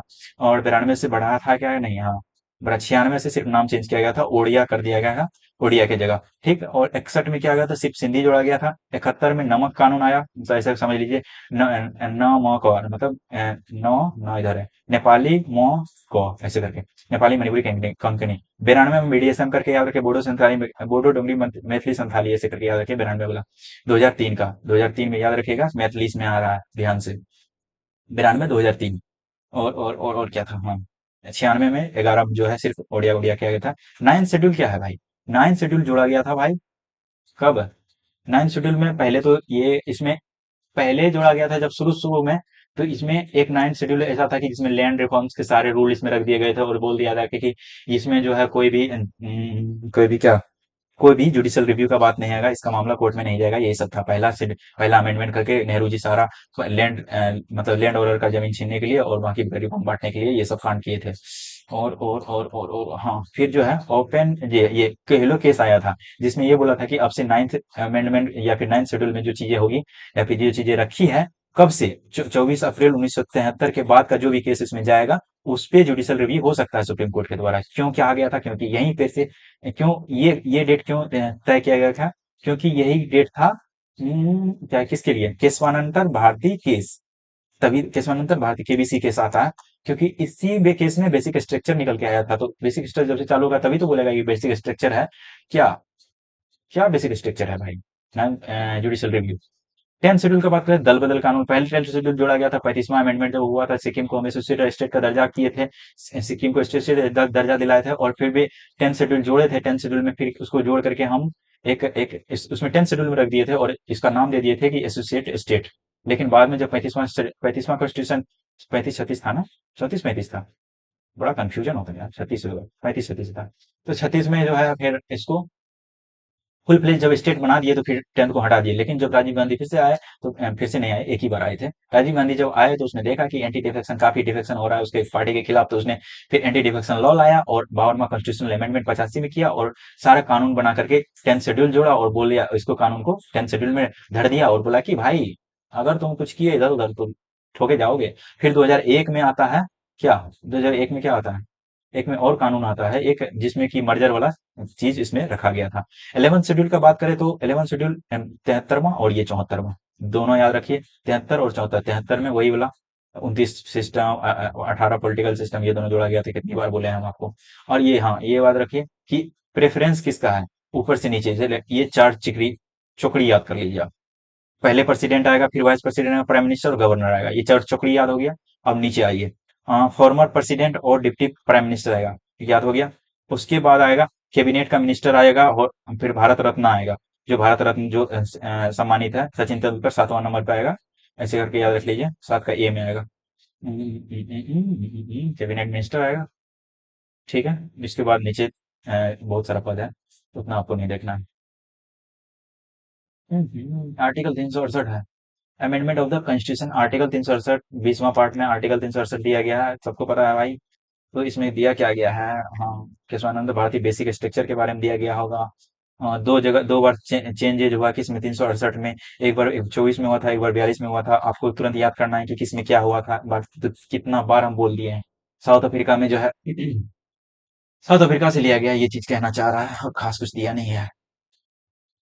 और 368 के आर्टिकल के रिगार्डिंग यहाँ पे कुछ पॉइंट्स दिए हुए हैं, जैसे कि ये जो है जब कॉन्स्टिट्यूशनल अमेंडमेंट बिल है ये, और इसके तहत जब चेंजेज होता है तो कोई भी ये बिल को ला सकता है, मेंबर या प्रेसिडेंट हो सकता है। और नो स्टेट लेजिस्लेचर में तो नहीं, प्रेसिडेंट रूल का प्रायर नोटिस लेना जरूरी नहीं होता है। और मेजोरिटी इसमें जो है हाफ स्पेशल स्टेटस होता है, special majority plus half authority of the state लेना होता है। उसके बाद no provision for joint sitting, इसमें कुछ नहीं होता है। अमेंडमेंट प्रोविजंस का बात करें तो इसमें ठीक है भाई, 24वां इतना जल्दी हमको करना पड़ेगा ना भाई, टाइम बहुत कम लग रहा है, ज्यादा लग रहा है मतलब। 24वां कॉन्स्टिट्यूशनल अमेंडमेंट आप देख लीजिए, बाकी तो ये सीजिए कितना बार पढ़ाए हैं। प्रेसिडेंट का एजेंट ये कह रहा है कि 24वां कॉन्स्टिट्यूशनल अमेंडमेंट में एक बार मतलब कह दिया था कि तुम नहीं भाई, एक जज में तुम दोगे और तुमको मानना पड़ेगा। फिर बाद में 42वां कॉन्स्टिट्यूशन, 42वां नहीं, 44वां आया था ना, 24वां कॉन्स्टिट्यूशनल अमेंडमेंट बोला कि नहीं भाई, तुम एक बार लौटा सकते हो। मेजोरिटी के बारे में, सिंपल मेजोरिटी कल ही आपको बताया था क्या होता है, कि सिंपल मेजोरिटी जितना present and half and voting होता है, प्रेजेंट का हाफ प्लस एक ज्यादा। एब्सोल्यूट मेजोरिटी क्या आता है? जिसमें इसमें छांटना होता है, regardless of the vacancies and absent member को इसमें छांट दीजिए, फिर उसका मेजोरिटी लीजिए। लेकिन इफेक्टिव मेजोरिटी में तो जो सीट खाली होता है सिर्फ उसी को छांटना होता है, एब्सेंट वाले को नहीं छांटना होता, उसका मेजोरिटी लीजिए। फिर यहाँ पे स्पेशल मेजोरिटी जो आप समझ रहे हैं, वो 2/3 लेना होता है, किसका? मेंबर प्रेजेंट एंड वोटिंग होता है। फिर 368 के तहत half of the state ratification इसमें जुड़ जाता है। बाकी देख सकते हैं। हाँ, सिंपल मेजोरिटी कहाँ कहाँ लेना होता है? जब कोई स्टेट को अपना जोड़ रहे हैं या फिर बाउंड्री चेंज कर रहे हैं, जब फिर क्या कर रहे हैं, 169 में क्या शेड्यूल एरिया क्रिएट कर रहे हैं आप, सेकेंड शेड्यूल, या फिर evolution creation of the legislative council कर रहे हैं। अच्छा, 169 काउंसिल का एक समय या फिर कोरम के बारे में बात कर रहे हैं कुछ, तो सैलरी अलायंस मेंबर के बारे में तो सिंपल मेजोरिटी से ले सकता है। 118 में प्रोसीजर होता है, रूल ऑफ प्रोसीजर का चेंज कर लें, या फिर विलेज का बात कर रहे हैं, या फिर 138 में है, 30 में है judicial jurisdiction of the supreme court. 343 आपको भाषा के बारे में बताए थे कि भाग नंबर कितना है, बताइए, 17 और फिर सिटीजनशिप 5 से 11 है इसके बारे में, फिर यही सब है unitary provision required to the special majority. Special majority कहाँ पे लिया जाता है, जब आप एफडी में चेंज कर रहे हैं, या फिर एफआर में चेंज कर रहे हैं, या फिर डीपीएसपी में कुछ चेंज कर रहे हैं, तो आपको लेना पड़ेगा दोस्तों गाइज। ये क्या था, स्पेशल में हाफ ऑफ द, अगर पूरा 368 के तहत अगर चेंज करते हैं तो आपको कहाँ का, अगर प्रेसिडेंट में कुछ चेंजेस कर रहे हैं आप तो लेना पड़ेगा, या फिर आर्टिकल नंबर 224 या 214, मतलब कि हाईकोर्ट सुप्रीम कोर्ट में अगर कुछ चेंजेस कर रहे हैं तो लेना पड़ेगा। 246, मतलब कि अगर आप कुछ कर रहे हैं, कहाँ पे कुछ कर रहे हैं, 246 कहाँ पे आ रहा है भाई, 7 शेड्यूल में अगर कुछ चेंज कर रहे हैं, जीएसटी में चेंजेस कर रहे हैं, तो फिर आपको लेना पड़ेगा, क्या लेना पड़ेगा, half of the state ratification से चर्चा लेना पड़ेगा, सहमति लेना पड़ेगा, वो भी सिंपल मेजर रखे सर। ठीक है ठीक है ठीक है, क्रिटिसिज्म क्यों होता है, इतना भी नहीं देखने जाने हैं फिलोसफिकल चीजें। हाँ अब देखो भाई, बहुत इंपॉर्टेंट, जान से ज्यादा तुम्हारा प्यारा है ये, मतलब जान से ज्यादा जरूरी है। पहला कॉन्स्टिट्यूशनल अमेंडमेंट 1951 में हुआ था, क्यों हुआ था, नहीं देखना है, कौन किया था देखना है। जवाहरलाल नेहरू किए थे, 9 शेड्यूल में चीजें रख दिया गया था, और इसमें संपत्ति का जो कानून था उसको रख के बोला था कि ये भाई इसमें कोई डिस्कशन नहीं करेगा सुप्रीम कोर्ट, क्योंकि भाई सुप्रीम कोर्ट ये इसको कानून बनाता था, लोग चले जाते सुप्रीम कोर्ट के पास, सुप्रीम कोर्ट बोलता था "ए, क्या कर रहे हो सेंटर तुम, ये गलत काम है, ये तो देना चाहिए, तुम संपत्ति का अधिकार है हमारा, फंडामेंटल राइट"। बोला चल भाई तुम्हें दिखाता हूँ मैं। तो उसने 9 शेड्यूल बनाया और उसमें सारा धर दिया, बोला कि कोई सुप्रीम कोर्ट नहीं जाएगा, सीधी सी बात। और सातवां सातवां कॉन्स्टिट्यूशनल अमेंडमेंट 1956 जब हुआ था, तो इसमें स्टेट जो एबीसीडी करके पहले स्टेट का था उसको हटा करके 14+6 में स्टेट में लाया, कि 14+6 स्टेट होगा, स्टेट रिजर्वेशन एक्ट होगा। फैजल अली कमीशन आपको याद, किया नेहरू थे उसमें, और एक और था, कौन, उसका नाम बताना आपको। यहाँ पे जो है प्रोवाइड अपॉइंटमेंट ऑफ द जज का जो है, एक जज या फिर एक हाई कोर्ट जो है दो चार राज्य के लिए काम कर सकता है, जैसे अभी आपको बंगाल का याद होगा, बंगाल अंडमान निकोबार का देखता है, केरला जो है इधर केरला अगर यहाँ पे है तो इसका किसका, लक्षद्वीप को देख रहा है, और फिर दमन द्वीप जो महाराष्ट्र में आ जाता है, ये सब देखता है। तो और गवर्नर, एक गवर्नर दो चार स्टेट को भी रिप्रेजेंट कर सकता है, ऐसा था। ठीक ठीक, गवर्नर के बारे में यहाँ लिख दिया है। नाइन्थ का क्या था, नाइन्थ में था कि भाई इंडो पाक एग्रीमेंट हुआ था, जिसमें 1958 में, इतना भी ज्यादा जरूरी नहीं है, बेरुबारी यूनियन केस हुआ था याद रखिए, जिसमें सुप्रीम कोर्ट बोला था कि ए सेंटर, तुम अगर कोई से जगह दूसरे को दे रहे हो, दूसरे स्टेट को, तो फिर स्पेशल मेजोरिटी तुमको पास करना पड़ेगा, ऐसे नहीं कर सकते हो। 14 मतलब इनकॉर्पोरेट, याद रखिए इनकॉर्पोरेट, मतलब पुदुचेरी को हम अपने में मिला लिए थे। 16वां का ये याद रखना है कि क्या याद रखना है आपको, कुछ नहीं याद रखना है। 24वां में क्या याद रखना है, यहाँ पे एक बार जो है, एक बार प्रेसिडेंट जो लौटाने का था वो हटा दिया गया था, कि कंपलसरी कर दिया कि तुम नहीं लौटाओगे कुछ भी। और फिर यहाँ कहता है appointment of power of parliament amend the part of the constitution, parliament कुछ भी अमेंडमेंट करेगा है सुप्रीम कोर्ट, तुम कुछ इधर उधर नहीं करना। 25 में बोल रहा था, 71 में क्या बोल रहा था, राइट टू प्रॉपर्टी है 14, 19, 21 के तहत, अगर बोला कि 39 बी और सी के तहत हम कुछ भी चेंजेस करने जाए डीपीएसपी या फिर फंडामेंटल राइट में, तो ये फिर हमको नहीं आना चाहिए 39 बी और सी के तहत, ये चीज हमको नहीं, ये चीज के तहत कोई चैलेंज नहीं किया जाएगा हमको, ये कहा था 25 में। 26 में क्या हुआ था, प्रीवी परसेस, जो कि राजा रजवाड़े को एक भत्ता मिलता था, बोला भाग यहाँ से, नहीं देंगे तुमको, जाओ। 35 का था 1974 में। 35वां और 36वां था। अच्छा 35-36 था ना, हाँ बार बार हम 34 में कंफ्यूज होते हैं। चलो कोई नहीं, 35-36 का बात कर रहा है ये भाई। 35 में एसोसिएट स्टेट का दर्जा दिए थे उसको, और फिर 10 शेड्यूल ऐड किए थे, और 36 में इसको हटा दिए थे फुल प्लेज स्टेट करके। 39 में फिर 75, बार बार वही बोल रहा हूँ तुमको, कहीं आप लोग को तो ये इसमें क्या कहते हैं, बोरिंग तो नहीं हो रहा है भाई।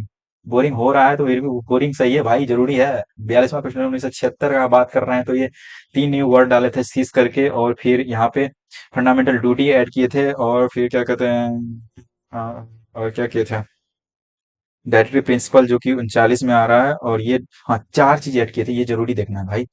4 चीज ऐड की, गरीब बच्चों से, गरीब मजदूर, गरीब भाई क्या लिख रहा है, गरीब मजदूर, गरीब मजदूर के बच्चे से इन्वायरमेंट को प्रोटेक्ट कराओ। गरीब मतलब गरीबी वाला हुए 39, गरीब मजदूर का 39 का, गरीब गरीब पुअर लीगल एड था ना, गरीब 39 मतलब चिल्ड्रेन था, चिल्ड्रेन का डेवलपमेंट ऑफ चिल्ड्रेन था। फिर 39 ए में फ्री लीगल एड था, और फिर 43 ए में जो था, सीधा छोड़िए इसको। 43 ए में क्या था, यहाँ पे था मैनेजमेंट इंडस्ट्री में पार्टिसिपेशन हो मजदूर का, ये वाला था। और 48 ए में वाइल्ड लाइफ और इन्वायरमेंट का प्रोटेक्ट करा, ये चीज, चार चीज हम जोड़े थे, याद रखिए। डीपीएसपी और राइट में ये सब लिखना है। 11 का सेंसस, फर्टिलिज्म, कंकरेंट लिस्ट, बाकी रहने दीजिए। 43वां कॉन्स्टिट्यूशनल अमेंडमेंट में क्या हुआ था, भूल जाइए। 44वां में क्या हुआ था, याद रखना है। इंटरनल डिस्टरबेंस हम जोड़े थे आर्म रिबिलियन को हटा करके, इंटरनल डिस्टरबेंस हटा दिए थे और आर्म रिबिलियन लाए थे। बोला था इसी के बेसिस में ना लगाया गया था इमरजेंसी, बोला भाई इसको ही हटा देते हैं, चलो और लगाओ तुम लोग emergency. Only one of the written recommendation पे ही इमरजेंसी लगाया जा सकता है, ऐसे मौखिक रूप से नहीं बोल दिया तुम लगा दिए। डिलीटेड किया था क्या, प्रॉपर्टी राइट को हटा दिया था और एक लीगल राइट 300 ए में ले लिया था। और 20 और 21 कांड भी सस्पेंडेड ड्यूरिंग कोई भी इमरजेंसी में, ये चीज को प्रोवाइड किया था। 52वां कॉन्स्टिट्यूशन 1985 की अगर बात करें तो यहाँ पे क्या हुआ था, तो यहीं पर तो हुआ था, क्या हुआ था। एंटी डिफेक्शन लॉ वाला जो सिस्टम आया था वही आया था 91। हाँ 91 2001, 91 याद नहीं रहता है ना, एक एक करके याद रहेंगे। अब याद रह जाएगा, एक और एक। 91 में क्या हुआ था, यहाँ पर उसमें मर्जर वाला सिस्टम जोड़ा था। 61 1989 में था वोटिंग का राइट, 21 से 18 कर दिया गया था। और फिर 69, भाई गाइज, स्पेशल स्टेटस दिया गया था किसको, दिल्ली, थ्री, 239 ना, 239 ए में, यहाँ पे यूनियन टेरिटरी को एक 69 याद करके रखना। दिल्ली से है क्या 69, ये वाला ऐसे करके याद हो जाएगा आपको। कोई दिल पे बुरा मत लियो दोस्त, बस बस मैं कोशिश कर रहा हूँ कि थोड़ा वल्गरिटी से भी याद रहे, क्योंकि नेगेटिव चीजें दिमाग में ज्यादा जाती है। Constitutional status and protection of the Panchayati Raj institution, ठीक है। 73 74, अच्छा वो बोला है 73 74 92 92 1992 93 18 29 फंक्शन 18 फंक्शन 12 शेड्यूल 11 शेड्यूल और पंचायत, यहाँ पे म्यूनिसिपैलिटी 11 एंड पार्ट 9 ए, समझ में आया। फिर 84वां आता है, 84वां क्यों आता है, क्योंकि यहाँ पर जो है 84वां याद रखिएगा, डिलिमिटेशन या फिर रीएडजस्टमेंट और सीट को बैन कर लगाया गया था 2026 तक, कोई रीएडजस्टमेंट नहीं होगा। 84 कैसे याद रखोगे, 82 में डिलिमिटेशन कमीशन दिया, इसमें दो जोड़ दीजिए, 84 में ये बात कहा गया था, 84वां 2001 में। 86वां में क्या गया था, छियासी आप एजुकेशन, अगर 86 की जगह एजुकेशन आप याद रख ले तो सारा हेल हो जाएगा आपको। 86 की जगह एजुकेशन याद रख लीजिए, कैसे करके 86 एजुकेशन कैसे याद रखोगे, 86 को एजुकेशन से, देखो भाई, कैसे रखोगे तुम याद, 86 को एजुकेशन से तो पूरा सारा चीज याद हो जाएगा आपको। कैसे याद होगा, अभी बता रहा हूँ। 86 को कैसे याद रखोगे एजुकेशन से, देखो 6वां से 8वां क्लास में जाओगे, या फिर 8वां से, ऐसा नहीं होगा ना, 86 याद ही रखना पड़ेगा। 84 याद रखना पड़ेगा, देखो सीट का बंटवारा। और 86 याद रखना होगा एजुकेशन, ये दोनों याद रखना पड़ेगा। और ये कोई चारा नहीं है आपको, कोई ट्रिक भी नहीं बन रहा। आपको कोई ट्रिक याद आ रहा होगा, 86 को एजुकेशन से रिलेट करना है, कुछ ट्रिक बन रहा होगा तो बताइए। आपको एजुकेशन से रिलेट करना है, क्यों, क्योंकि देखिए एजुकेशन जब ये दिमाग में आएगा तुरंत आपको याद होगा 21 का 1 एजुकेशन फंडामेंटल राइट, इसी से जोड़ा गया था 2002।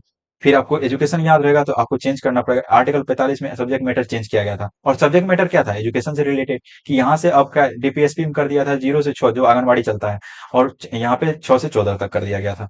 फिर यहाँ पे new fundamental duty under art 51 का ए में किया गया था। यहाँ पे एफडी का ए 51 का ए, जिसमें लास्ट में एजुकेशन पेरेंट्स को दिया गया था कि पेरेंट्स को ये दायित्व बनता है कि अपने बच्चे को पढ़ाएं, तो मतलब एजुकेशन से ही रिलेटेड है 86वां 2002।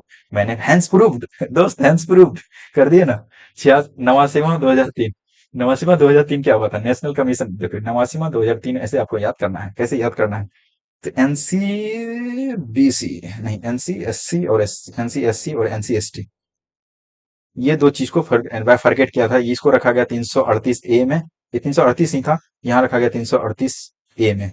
और बाद में जो एक आया था 2000, यार फिर मैं भूल जाता हूँ वो क्या था, एनसीबीसी ना, दो 102वां आर्टिकल था, 102वां एनसीबीसी आया था, एनसीबीसी, यहाँ पे 338 बी कर दिया गया था, ऐसे करके याद रखा आपको। इतना चीज याद होना चाहिए, 89 का याद रखने में एक बार और देख लेते हैं, वो 302 ही था ना, हाँ एनसीबीसी सही है। ये याद रखना है, 89वां 89 आपको याद रखना है क्या, एनसीएससी एनसीबीसी। आप समझ तो रहे हो, हाँ कल तो पढ़ाए हैं, समझोगे कैसे नहीं तो, समझना पड़ेगा दोस्तों। 97 2011 कोऑपरेटिव बात कर रहे थे तुरंत, सब कुछ आपको पता है कोऑपरेटिव के बारे में। 99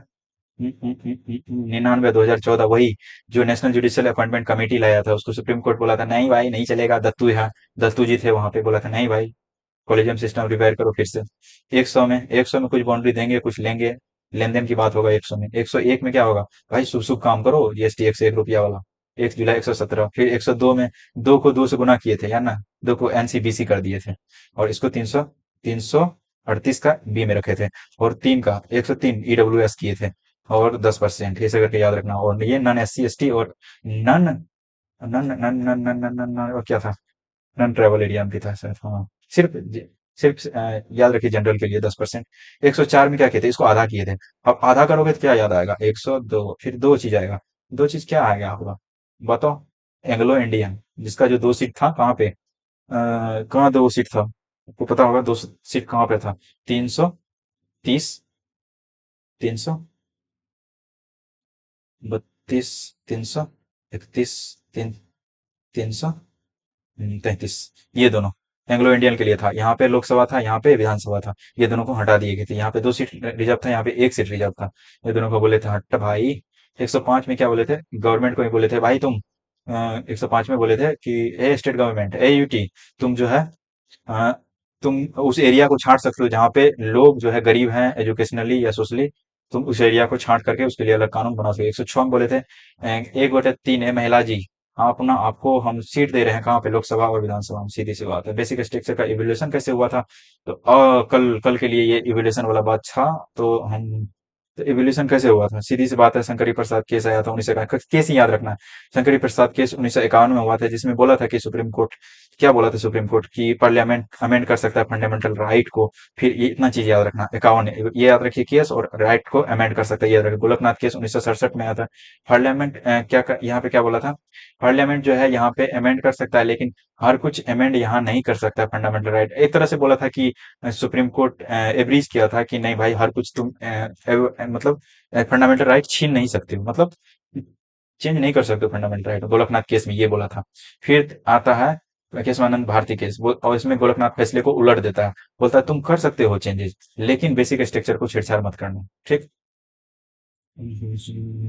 पार्लियामेंट का रिएक्शन था वो, जब गोलकनाथ केस हुआ था उसके रिएक्शन में बोला था पार्लियामेंट, अरे भाई तुम क्या बात कर रहे हो, हम चेंज कर सकते हैं, और चेंज कर दिए। लो क्या चेंज कर दिए, 368 के तहत हमने चेंज कर दिया, आर्टिकल 13 के तहत, कि कोई भी चेंजेस अगर 368 के तहत चेंज किया जाएगा तो वो 13 के तहत नहीं होगा, ऐसे बोला था। और 39 में क्या बोला था, 39 में बोला था कि इलेक्शन डिस्प्यूट जो भी हो, पीएम और स्पीकर सबका, ये सब जो है ये जुरिस्डिक्शन क्षेत्र से बाहर रहेगा। जुरिस्डिक्शन क्षेत्र से बाहर रहेगा, कोर्ट के जुरिस्डिक्शन से क्षेत्र बाहर रहेगा। 39 में 1975, आपको पता है इमरजेंसी का वो टाइम था। और इंदिरा गांधी 1975 केस जब आता है तो इनवैलिड कर दिया है 39 को, जिसमें बोला था। और जुडिशियल रिव्यू बेसिक स्ट्रक्चर उसने कर दिया कि हाँ भाई सब चीज में जुडिशियल रिव्यू होता है, दिमाग मत लगाओ तुम लोग। 42वां कंस्टिट्यूशनल बेंच था, और आर्टिकल 368 हुआ था। और फिर 42वां में आपको पता है, ये सारा चीज बताए थे। 42वां का तो छोड़िए, मिनरवा मिल केस था। No limitation on the constituent power of the parliament और no amendment to be question in court, ऐसा कर दिया था 42वां में। कोई भी अमेंडमेंट को कोई भी अमेंडमेंट को क्वेश्चन नहीं किया जाएगा कोर्ट में। ऐसे कर दिया था। उसके फिर मिनरवा मिल्स केस आता है, इसमें बोलता है कि जुडिशियल रिव्यू एक बेसिक स्ट्रक्चर है, यहाँ पे याद रखिएगा। कहाँ कौन सा केस में बोला था, जुडिशियल रिव्यू एक बेसिक स्ट्रक्चर है, मिनरवा मिल केस में। और इसी में बोला था कि डीपीएसपी और फंडामेंटल राइट दोनों एक दूसरे के पैरेललिज्म चलता है, एक दूसरे के बेडरॉक है। मोमेन राव केस है, इतना नहीं पढ़ना आपको। चंद्र कुमार, और ये फिर यूनियन ऑफ इंडिया 97 केस है। ये देखिए इंडिपेंडेंस ऑफ जुडिशरी, ये भी याद रखना आपको। चंद्र कुमार याद रखिए, चंद्रा चंद्र कुमार, इंडिपेंडेंस ऑफ जुडिशरी याद रखिए। ये बेसिक स्ट्रक्चर था, मतलब चंदा मामा फ्री है, ऐसे करके याद रखिए। जुडिशरी ऑफ द मतलब इंडिपेंडेंस है जुडिशरी, ये बेसिक फीचर है एक तरह से। कोहिलो केस याद रखिए, कोहिलो केस क्या था, तमिलनाडु का। और यहाँ था कि 9 शेड्यूल में जो भी चीज अब रखा जाएगा 1973 के बाद, वो अब जुडिशियल रिव्यू के अंतर्गत आएगा। जिस गुप्ता स्वामी केस, आधार आधार कार्ड वाला केस था वो, जिसमें ये कहा गया था कि प्राइवेसी जो, राइट टू प्राइवेसी, एक तरह से ये बेसिक स्ट्रक्चर है। और बेसिक स्ट्रक्चर में कुछ चीजें दी गई थी, ये सब चीजें थी। और आपको ये सब चीजें एक बार पढ़ लेनी है, क्या है, separation of power, high court के, high court, power of high court, ये सब है। हाई कोर्ट सुप्रीम कोर्ट का पावर दिया गया, ये सब एक बेसिक स्ट्रक्चर है। फेडरल कैरेक्टर एक बेसिक स्ट्रक्चर है। प्रिंसिपल ऑफ इक्विटी एक बेसिक स्ट्रक्चर है। फ्रीडम ऑफ डिग्निटी जो है एक बेसिक स्ट्रक्चर है। और क्या है, power of supreme court, limited power of parliament amend the constitution, secular character of the constitution, rule of law, supremacy of the constitution, sovereign democratic republic, culture of the Indian polity, effective access of the justice, welfare state, economic justice, parliamentary system, free and fair election, और क्या है, balance between the fundamental right and DPSP principle. आपको पता चल जाएगा ये judicial review, ये सब चीजें जो आपको लगे कि भाई सेंटर कुछ ज्यादा पावर ले रहा है, वहां एक बेसिक स्ट्रक्चर आ जाएगा आपको खटाक से उसको मतलब डिफाई करने के लिए। और ये चैप्टर तो हो गया पूरा, और आप फाइव देखेंगे कितना मिनट का ये वीडियो हुआ है। टाइम हुआ 1:19, भाई 1.5 घंटा टाइम है अपने पास, अभी और है। अभी और है तो अभी कर लेते हैं, टेंशन क्या है। उसको थोड़ा रिफ्रेश करने दीजिए मुझे। चलो भाई रिफ्रेश हो जा, हाँ, हो गया। अब आगे जाएंगे इस पे। ये पढ़ ले क्या, ये क्या था। हाँ हाँ हाँ, इससे ज्यादा जरूरी वो था एक्ट वाला ना। ये तो याद भी रह जाता है, एक्ट वाला बहुत जल्दी भरते हैं। तो एक्ट वाला जब भूलते हैं तो उसी को क्यों नहीं करे पहले, क्योंकि हमको पता है कि आप भूल गए होंगे। तो भूलने की बीमारी तो है ही। देखिए, रेगुलेटिंग एक्ट आता है 1973 का। पढ़े होंगे, याद होगा, हमको पता है। अगर याद नहीं है तो जाके देखिए वीडियो और याद कीजिए। Regulating act 1973। ऐसा नहीं मैं बोल रहा है कि यहीं से पढ़ना आपको।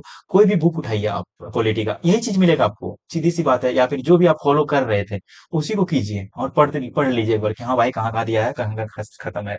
ये चीज देखना है।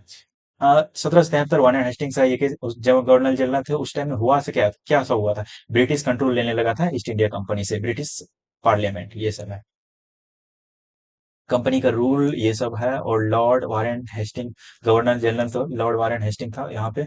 और यहाँ पे क्या गया था, गवर्नर जनरल बंगाल का जो गवर्नर था, गवर्नर जनरल ऑफ बंगाल कर गया था। बाकी जो दो मुंबई था और मद्रास था, ये दोनों को इसमें मर्ज कर दिया गया था। मर्ज नहीं मतलब पावर को इसमें मर्ज किया गया था। और प्रोविजन ट्रेड या फिर प्राइवेट ट्रेड या फिर ब्राइब कोई नहीं लेगा, ये चीज का इसमें जिक्र था। British oversight court of director का बात हो रहा था। और फिर जो अमेंडमेंट 1781 का अगर बात करें तो इसमें क्या सब था। यहाँ भी वारेन हेस्टिंग्स ही था। और यहाँ पे हिंदू या मुसलमान का जो भी कोड था उसके अनुसार अब कानून लाया जाने लगा। तो जैसे कि सरिया लॉ मुसलमान का था, हिंदू में मनु स्मृति, उस सब चीज को ट्रांसलेट किया जा रहा था और उस सब चीज उसके अनुसार कानून चलाया जाने का कोशिश किया जा रहा था। रेगुलेशन तो बढ़ते जा रहा था। फिट्स इंडिया एक्ट बहुत जरूरी है, 1784 में आया था। इसी में दो फंक्शन बांटा था, बोर्ड ऑफ कंट्रोल और बोर्ड ऑफ डायरेक्टर बांटा था। Political function board of control देगा, कॉमर्शियल फंक्शन डायरेक्टर देखेगा। और यहीं से चालू हुआ था दो ड्यूल सिस्टम, ड्यूल गवर्नमेंट। और यहाँ पे आपको नहीं देखना है, यहाँ पे देखिए 1793 का एक्ट है, एक्ट ऑफ 1793। यहाँ पे क्या हुआ था, यहाँ पे बहुत चीज हुआ था। जैसे कि over side the Lord of the, ठीक है, governor general Bombay Madras, trade monopoly, हाँ ट्रेड मोनोपोली। 20 साल के लिए, 20 साल के लिए सर, उससे पहले तो 20 साल के लिए हर बार बढ़ा रहा था, तो यहाँ भी 20 साल के लिए बढ़ा दिया ट्रेड मोनोपोली को। और कुछ खास तो था नहीं, 1813 का बहुत खास है। यहाँ पे मिंटो वन था, याद रखिएगा। वो वाला मिंटो नहीं, ये वाला मिंटो वन है, वो मिंटो टू था। कौन वाला, 1909 वाला मिंटो टू है। ये है ट्रेड मोनोपोली को खत्म कर दिया, यहाँ से खत्म पूरा तरीके से कर्व करने लगा था British parliament east India company पे। यहाँ पे चीनी की चाय और चाइना दोनों को व्यापार छोड़ के बाकी पूरा मोनोपोली हटा दिया गया था। एक चीज ये याद रखना। और यहाँ पे 20 साल के लिए और बढ़ा दिया गया था पावर को। मिशनरी को यहाँ पे अलाउ किया गया था 13 में। फिर यहाँ पे 1 लाख रुपया देने का बात किया गया था, इंडियन एजुकेशन पे खर्च किया गया था। और यहाँ पे कंपनी का जो है ट्रेडिशनल रेवेन्यू, 1833 का अगर बात करें तो यहाँ पे गवर्नर जनरल विलियम बेंटिक था। यहाँ पे बेंटिक याद रखिए, यहाँ पर से गवर्नर ऑफ बंगाल को गवर्नर जनरल ऑफ बंगाल कर दिया जाता है।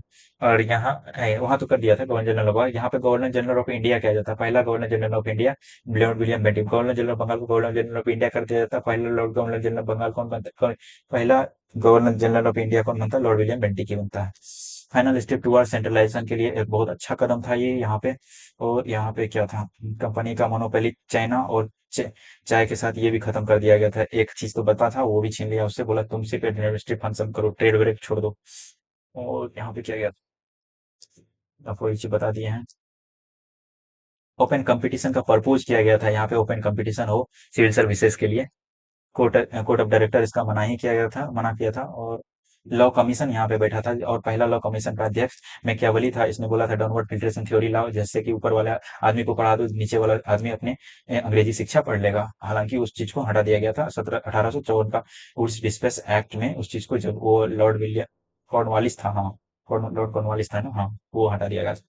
गवर्नर जनरल लॉर्ड डलहौजी, 1853 का बात करने हैं, लॉर्ड डलहौजी, ये क्या कह रहा था, सेपरेट किया था पावर को, लेजिस्लेटिव एक्सिक्यूटिव फंक्शन को सेपरेट अब करना चालू हो गया था, जब पता है कि आपको अब पावर दिया जाने लगा था किसको, बाकी जो बचा था मद्रास, ये सबको पावर दिया जाने लगा था, मिनी पार्लियामेंट 1753 में ही कहा जाता ना। इसके बाद तुरंत आपको पता है कि सल्तन में क्रांति होगी। इम्प्लीमेंट किया था ओपन कंपटीशन, वहां पर कुछ था, यहाँ इम्प्लीमेंट था। और मैकियावेली कमेटी बैठी थी 1854 में वुड डिस्पेच एक्ट का, ये एक तरह से कमीशन था। और लॉ मेंबर जो पहला fourth the fourth law member voting right यहाँ पे मिला था। फिर आता है रूल ऑफ लॉ, कंपनी का शासन जब आता है, से कंपनी का शासन खत्म होता है और क्राउन का शासन आता है। क्राउन का शासन का मतलब पार्लियामेंट, डायरेक्ट ब्रिटिश पार्लियामेंट का अब इस पे अधिकार हो गया था। 1858 में कानून आता है सल्तन के विद्रोह के बाद। यहाँ पे क्या होता है, एवोल्यूशन कर दिया जाता है ईस्ट इंडिया कंपनी को और यहाँ पावर ट्रांसफर कर दिया जाता है ब्रिटिश क्राउन को। नाम बस बदल दिया जाता है, गवर्नर जनरल की जगह वायसराय आ गया था और लॉर्ड कैनिंग पहला वायसराय बना था। और डबल गवर्नमेंट यहाँ पे स्थापित किया, एंड ऑफ डबल गवर्नमेंट खत्म कर दिया, बोर्ड ऑफ कंट्रोल डायरेक्टर खत्म हो गया, न्यू ऑफिस बनाया गया, स्टेट ऑफ सेक्रेटरी 5 मेंबर होता था इसको एडवाइस करने के लिए। और फिर क्या था, बॉडी। और फिर 1861 का अगर बात करें, इंडियन काउंसिल एक्ट, यहाँ भी कैनिंग ही था। और यहाँ पे क्या हुआ था, तीन आदमी को, कहाँ पे, नॉन ऑफिशियल तीन आदमी को, यहाँ तीन है ना, एक है, यहाँ एक है, एक है, 1861 ही बोले थे ना। तो तीन आदमी को 1861 है, तीन आदमी को यहाँ अपेंट किया था। राजा और बनारस था, बनारस का राजा था, और पटियाला का राजा था, और दिनकर राव को नॉन ऑफिशियल मेंबर घोषित किया गया था एग्जीक्यूटिव काउंसिल में। फिर यहाँ पे रिस्टोर किया था पावर को, मुंबई और मद्रास को। अब देखिए पावर रिस्टोर करने लगा, समता की क्रांति के बाद पावर रिस्टोर वाला बात आएगा, तो आपको छांटना पड़ेगा क्योंकि स्टेटमेंट बेस में ऐसा क्वेश्चन आएगा। ऑर्डिनेंस जो है वो 6 मंथ के लिए दिया जाने लगा, ला सकता था कौन, वायसराय ला सकता था इमरजेंसी के टाइम में, लेकिन कंसेंट लेना पड़ेगा। 6 महीने के बाद पोर्टफोलियो सिस्टम भी लाया गया, एक में एक पोर्टफोलियो सिस्टम, ये बोले थे ऑर्डिनेंस एक बोले थे, एक ऑर्डिनेंस बोले थे। और बजट डिस्कशन कहाँ बोले थे, ये बताइए मुझे, बजट डिस्कशन दो में बोले थे, है ना, 1892 में तो था वो बजट डिस्कशन करके याद बोले थे, प्रोविंशियल लेजिस्लेटिव करके बोले थे। नहीं नहीं, ये नहीं बोले था, कोई याद करने, यहाँ पे बोले थे एक चीज तो बजट डिस्कशन बोले थे याद करने, और क्या बोले थे, non official member, increase non official member. बाकी सेंट्रल गवर्नमेंट ये सब याद तो होगा ही, नहीं होगा तो जरूरी नहीं होगा। हाँ, इनडायरेक्ट इलेक्शन, अरे भाई क्यों भूल जाते हो, यहाँ पे 92 था, 92 किधर गया, 1815 इनडायरेक्ट इलेक्शन, हाँ, इनडायरेक्ट 1892, ठीक है। अब देखो नौ का जो है 1919 का पार्लियामेंटो एक्ट कहा जाता है, यहीं पे कम्युनलिज्म सरकार, कम्युनलिज्म का बढ़ावा दिया गया था, इसलिए फादर ऑफ कम्युनलिज्म को बोलते हैं, मिंटो को बोलते हैं। 1909 में यहाँ 16 से 60 कर दिया गया मेंबरशिप। और यहाँ पे provincial council non official majority deliberate power था, सप्लीमेंट्री क्वेश्चन यहाँ पूछा जा रहा था। बजट डिस्कशन 1892 था, और अगर सप्लीमेंट्री क्वेश्चन बोले तो 1909 में था। ये दोनों याद रखना है। सेपरेट इलेक्शन कर दिया था, सेपरेट इलेक्टोरेट कर दिया था यहाँ पे, इलेक्टोरेट मुस्लिम के लिए अलग इलेक्टोरेट कर दिया, इसलिए फादर ऑफ कम्युनलिज्म बोलते, रिप्रेजेंटेशन था। फर्स्ट इंडियन सत्येंद्रनाथ प्रसाद पहला जो था वो ऐसे है कि एग्जीक्यूटिव काउंसिल में गया था, वो भी लॉ मेंबर बन के। 1919 का देखते हैं, 1919 का जो था एक्ट, ये फिर मॉन्टेग्यू चेम्सफोर्ड एक्ट था, जो कि रिस्पॉन्सिबल गवर्नमेंट स्थापित कर रहा था।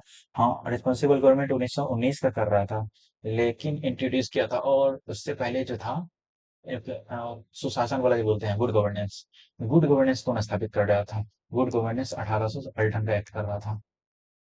क्लासिफिकेशन डेवल्यूशन, ठीक है। यहाँ पे क्या गया था, डबल गवर्नमेंट जो है, ड्यूल गवर्नमेंट, प्रोविंस में जो है, याद रखिए प्रोविंस में जो है, प्रोविंस में जो है, divided central and provincial, provincial authority, dyarchy लाया था कहाँ पे, प्रोविंस में, ये याद रखिएगा, एक चीज डायरकी प्रोविंस में लाया था। और यहाँ पे दो भाग में बांट गया था, प्रोविंशियल और डेविएशन रूल्स, ये नहीं, छोड़िए इसको, सब्जेक्ट को बांटा था ना, प्रोविंशियल और डेविएशन रूल, रिजर्व सब्जेक्ट और स्टेट सब्जेक्ट। ये जो डायरकी जो था, डायरकी जो प्रोविंस में था, यहाँ भी दो भाग में बांट दिया था। प्रोविंस का सब्जेक्ट को भी एक तरह रिजर्व कर दिया था, गवर्नर खुद देखता था, ट्रांसफर कर दिया था, जहाँ लेजिस्लेटिव काउंसिल ये बात को देखता था। लेजिस्लेटिव स्ट्रक्चर जो है, लेजिस्लेटिव स्ट्रक्चर को दो भागों में बाय कैबिनेट था, जैसे अपर हाउस या लोअर हाउस देखते हो, ये उसी टाइम में था। इंडियन रिप्रेजेंटेशन जो था वायसराय का एग्जीक्यूटिव काउंसिल में, वो तो बढ़ा दिया गया था। इलेक्टोरल रिफॉर्म जो है अब उसको और आगे कर दिया था, Anglo Indian, Sikh Indian, youth, जो सिख सब, ये सबको भी इसमें शामिल कर दिया था। फाइनेंशियल ऑटोनॉमी जो है यहाँ पे, सेपरेट प्रोविंशियल बजट को सेंट्रल बजट से अलग करके 1919 का बात कर रहे हैं, अलग कर दिया गया था। हाई कमिश्नर ऑफ इंडिया स्थापित किया गया था लंदन में, जो कि सेक्रेटरी का सब्जेक्ट देखता था वो। और सिविल रिक्रूटमेंट है, चैम्बर ऑफ प्रोविंस यहाँ बनाया, प्रिंस यहाँ बनाया था, याद रखिएगा एक चीज। फ्यूचर रिव्यू के लिए कमीशन बनाएगा, हर 10 साल पे आएगा, लेकिन 8 साल बाद ही आ गया था, 1927 में आया था। और ये फिर इसमें जो जॉन साइमन कमीशन इसका अध्यक्ष था, सातों सातों अंग्रेज थे, इसलिए विरोध हुआ यहाँ पे इसने रिकमेंड किया कि डायरकी खत्म कीजिए, मन कम्युनल को और बढ़ावा दीजिए। और फिर फेडरेशन ऑफ, तो ये तो था एक्सपेंशन ऑफ रिस्पॉन्सिबल गवर्नमेंट को एक्सपेंड कीजिए। तो इसी कारण इसको सेटिस्फाई करने के लिए कम्युनल अवार्ड लाया था 32 में, रामचंद्र मैकडॉनल्ड ने। सेपरेट इलेक्टोरेट मुस्लिम इसलिए, और यहाँ पे अब डिप्रेस्ड क्लास भी जोड़ दिया इसमें। गांधी जी इसका विरोध किए और बता जेल में उसने फास्टिंग रखा, और फिर पुनः पैक्ट हुआ, जिसमें अम्बेडकर और गांधी जी के बीच पैक्ट हुआ। और यहाँ पे फिर हिंदू ज्वाइंट इलेक्टोरेट को प्रिजर्व किया गया, और फिर डिप्रेस्ड क्लास को रिजर्वेशन दिया गया। गवर्नमेंट ऑफ 35 का एक्ट क्या था? यहाँ पे क्या गया था? यहाँ पे रिस्पॉन्सिबल गवर्नमेंट को और बढ़ावा दिया गया, हालांकि ये 1919 का ही टर्म है, लेकिन यहाँ पे एक और तरह से जोर दिया गया, इसमें ऑल इंडिया फेडरेशन बनाने की मांग थी इसमें, जो बना नहीं कभी, क्योंकि प्रिंसली स्टेट कभी माना नहीं। यहाँ पे फेडरल सिस्टम आया, फिर प्रोविंशियल सब्जेक्ट आया, कंकरेंट लिस्ट आया, ये सब का बात है। तो 35 में बात आएगा आएगा दोस्तों। बाइकैमरलिज्म सिक्स प्रोविंस में बाइकैमरलिज्म, बंगाल में मुंबई, मद्रास, गुजरात, बिहार, असम और यूनाइटेड प्रोविंस में रखा गया है। 14% वोट क्या था, 14% तक बढ़ा दिया गया था पॉपुलेशन को वोट देने वाला बात को। और रिजर्व बैंक ऑफ इंडिया का स्थापना होता है। और क्या होता है guys? Federal and provincial public service commission का स्थापना 1937 में होता है, जिसको यूपीएससी आज बोलते हैं। और फिर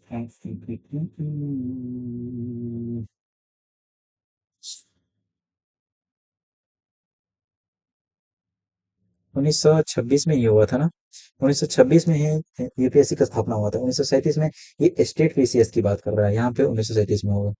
समझ में आया? फेडरल कोर्ट का बात कर रहा है यहाँ, और फेडरल कोर्ट, और यहाँ पे पीसीएस का स्थापना, तभी ना हम 2026 में 100वां वर्ष मनाए हैं यूपीएससी का। ओडिया ओडिया वर्मा ये सब को, बर्मा को अब सेपरेट कर दिया गया था, इंडिया को। ओडिया और सिंध नया प्रांत बना था।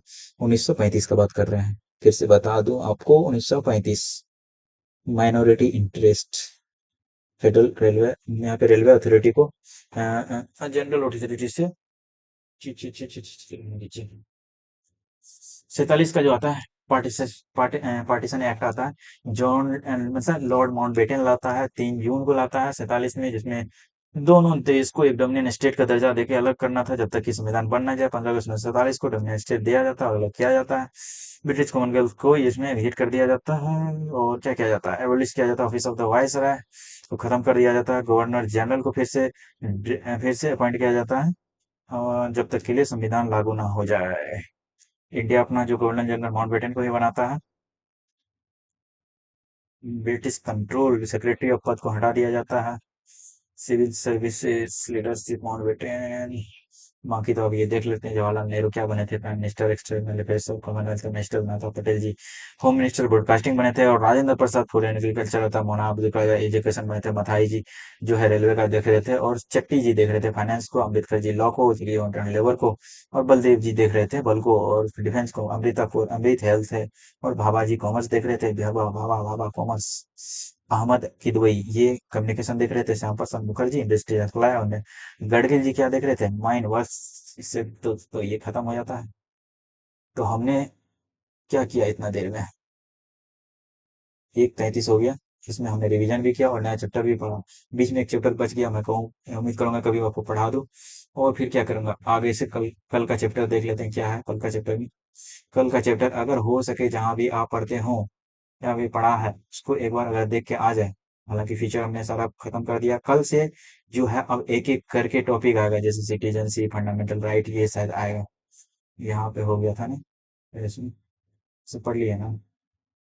सिस्टम ऑफ गवर्नमेंट, ये चारों ही खत्म कर दिए हैं। तो टोटल कल से जैसे कि प्रियम्बल ऑफ द कॉन्स्टिट्यूशन आएगा, प्रियम्बल का आप कल प्रियम्बल पढ़ के आओगे, जहां से भी आप पढ़े हो, आपका नोट्स है या फिर जहाँ पढ़ के आओ, वहाँ प्रियम्बल पढ़ के आओगे तब यहाँ से देखेंगे। हालांकि प्रियम्बल में कुछ कम पेज है, एक दो तीन चार, 4 पेज है। तो शायद हम प्रियम्बल के अलावा भी कुछ पढ़ सकते हैं ना। देखते हैं इसमें स्टैंडर्ड यूनिट 1 से 4 आर्टिकल जो दिया गया, एक दो तीन, इसमें भी कम ही होना चाहिए, 3। तो हाँ, कल 2 चीज पढ़ेंगे अपना लोग, ये दोनों चीज पढ़ेंगे। कौन सा? प्रियम्बल पढ़ के आओगे, और एक से आर्टिकल 1 से 4 के बीच जो है, ये आप पढ़ के आओगे यहाँ पे, यूटी एंड द स्टेट्स 1 से 4 के बीच जो है। तो बहुत बहुत धन्यवाद आप सबों का इतना देर बने रहने के लिए। और बीच में जो भी उठापटक हुआ, मतलब मेरा मतलब है जब आवाज कटी हो या फिर, क्योंकि मुझे एडिट करना यार, अभी इतना एडिट मैं नहीं कर पा रहा हूँ और मुझे टाइम ही नहीं है उतना। और मैं चाह रहा हूँ कि डायरेक्ट जो रॉ फैक्ट मैं आपको बता दूं वो बता दूं। अगर कभी मैं सीख लूं या फिर टाइम मिले तो मैं कर रहा हूँ, तो मैं करने का कोशिश करूंगा। अगर ऐसा कुछ आए बीच में, मैं पूरा ऑनेस्ट हूँ आपके साथ कि भाई उसको थोड़ा बढ़ा लियो और देख लियो। अगर आपको जहाँ आप स्पीड कम लगे 2x कर लियो, जहाँ ज्यादा लगे 1x कर लियो। और क्या करोगे।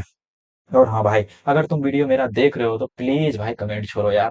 मतलब थोड़ा सा तो वो चाहिए मुझे कि मैं हाँ ठीक कर रहा हूँ काम या नहीं कर रहा हूँ, या फिर मुझे और इन्वॉल्व करने की कोशिश, मतलब इम्प्रूवमेंट करने का कोशिश करना है, या फिर और कुछ कर सकता हूँ चीजों के ठीक करने के लिए। और मैं क्या ही कहूँ, और देश दुनिया में भी जो भी खबर चल रहा है, अगर ये खत्म हुआ तो उसके बाद सोच रहा हूँ कि मैं ज्योग्राफी करूंगा और फिर एक सब्जेक्ट और लूंगा करंट अफेयर्स, क्योंकि करंट अफेयर्स एक साथ करना मुश्किल हो जाता है, क्योंकि आपको पता है हर साल करंट अफेयर्स चेंज होते हैं और एक साथ करना मुश्किल हो जाता है कि एक साथ आज बैठो फिर रट्टा मार दो फिर पूरे दिन का और पूरे साल का। फिर ऐसा तो हो नहीं पाएगा। अगर खत्म भी हो जाएगा 10-15 दिन में करंट अफेयर्स खत्म हो जाएगा फिर भी याद नहीं पड़ेगा। तो इसलिए मैं सोच रहा हूँ कि रोज एक कुछ देर करंट अफेयर्स का कर लूँ, धीरे धीरे धीरे धीरे करके उसको खत्म कर लूँ जब तक कोई एग्जाम पास आ जाए। क्योंकि ऐसा अगर हुआ तो ज्यादा बर्डन नहीं आएगा आपको लास्ट के दिनों में। और बाकी जो ये कोर्स सब्जेक्ट होते हैं, कोर्स सब्जेक्ट तो आप पढ़ते रहते हो, तो इसको एक दिन में ज्यादा करने से ज्यादा फर्क पड़ता नहीं है, क्योंकि यहाँ पे आपने पढ़ लिखे होते हैं पहले से ही। लेकिन करंट अफेयर्स भूलने के ज्यादा चांसेस होते हैं। तो मैं सोच रहा हूँ क्या आपका ओपिनियन है, आप बताएंगे इसके बारे में, और प्लीज। और क्या बताऊं यार आपको, भाई जैसे हुआ। और क्या बोलूं। चलिए मैं ऑनेस्ट हूँ, मतलब मैं यही चाह रहा हूँ कि जो भी दिक्कत हो आपको वो बताएं मुझे, सीधी सी बात है। और कल आओ समय पे, देखते हैं, बना के देख के। पहले वीडियो कोई देखे था तो यार रिस्पॉन्स करोगे। मैं वीडियो अच्छा बना रहा हूँ मेरे अनुसार, अगर तुम चाहते हो कुछ चेंजेस हो तो प्लीज मुझे बताइए। हाँ वीडियो हो गया 1 बज के 1 घंटे 35-36 मिनट, ठीक है मैं रुकता हूँ। बाय।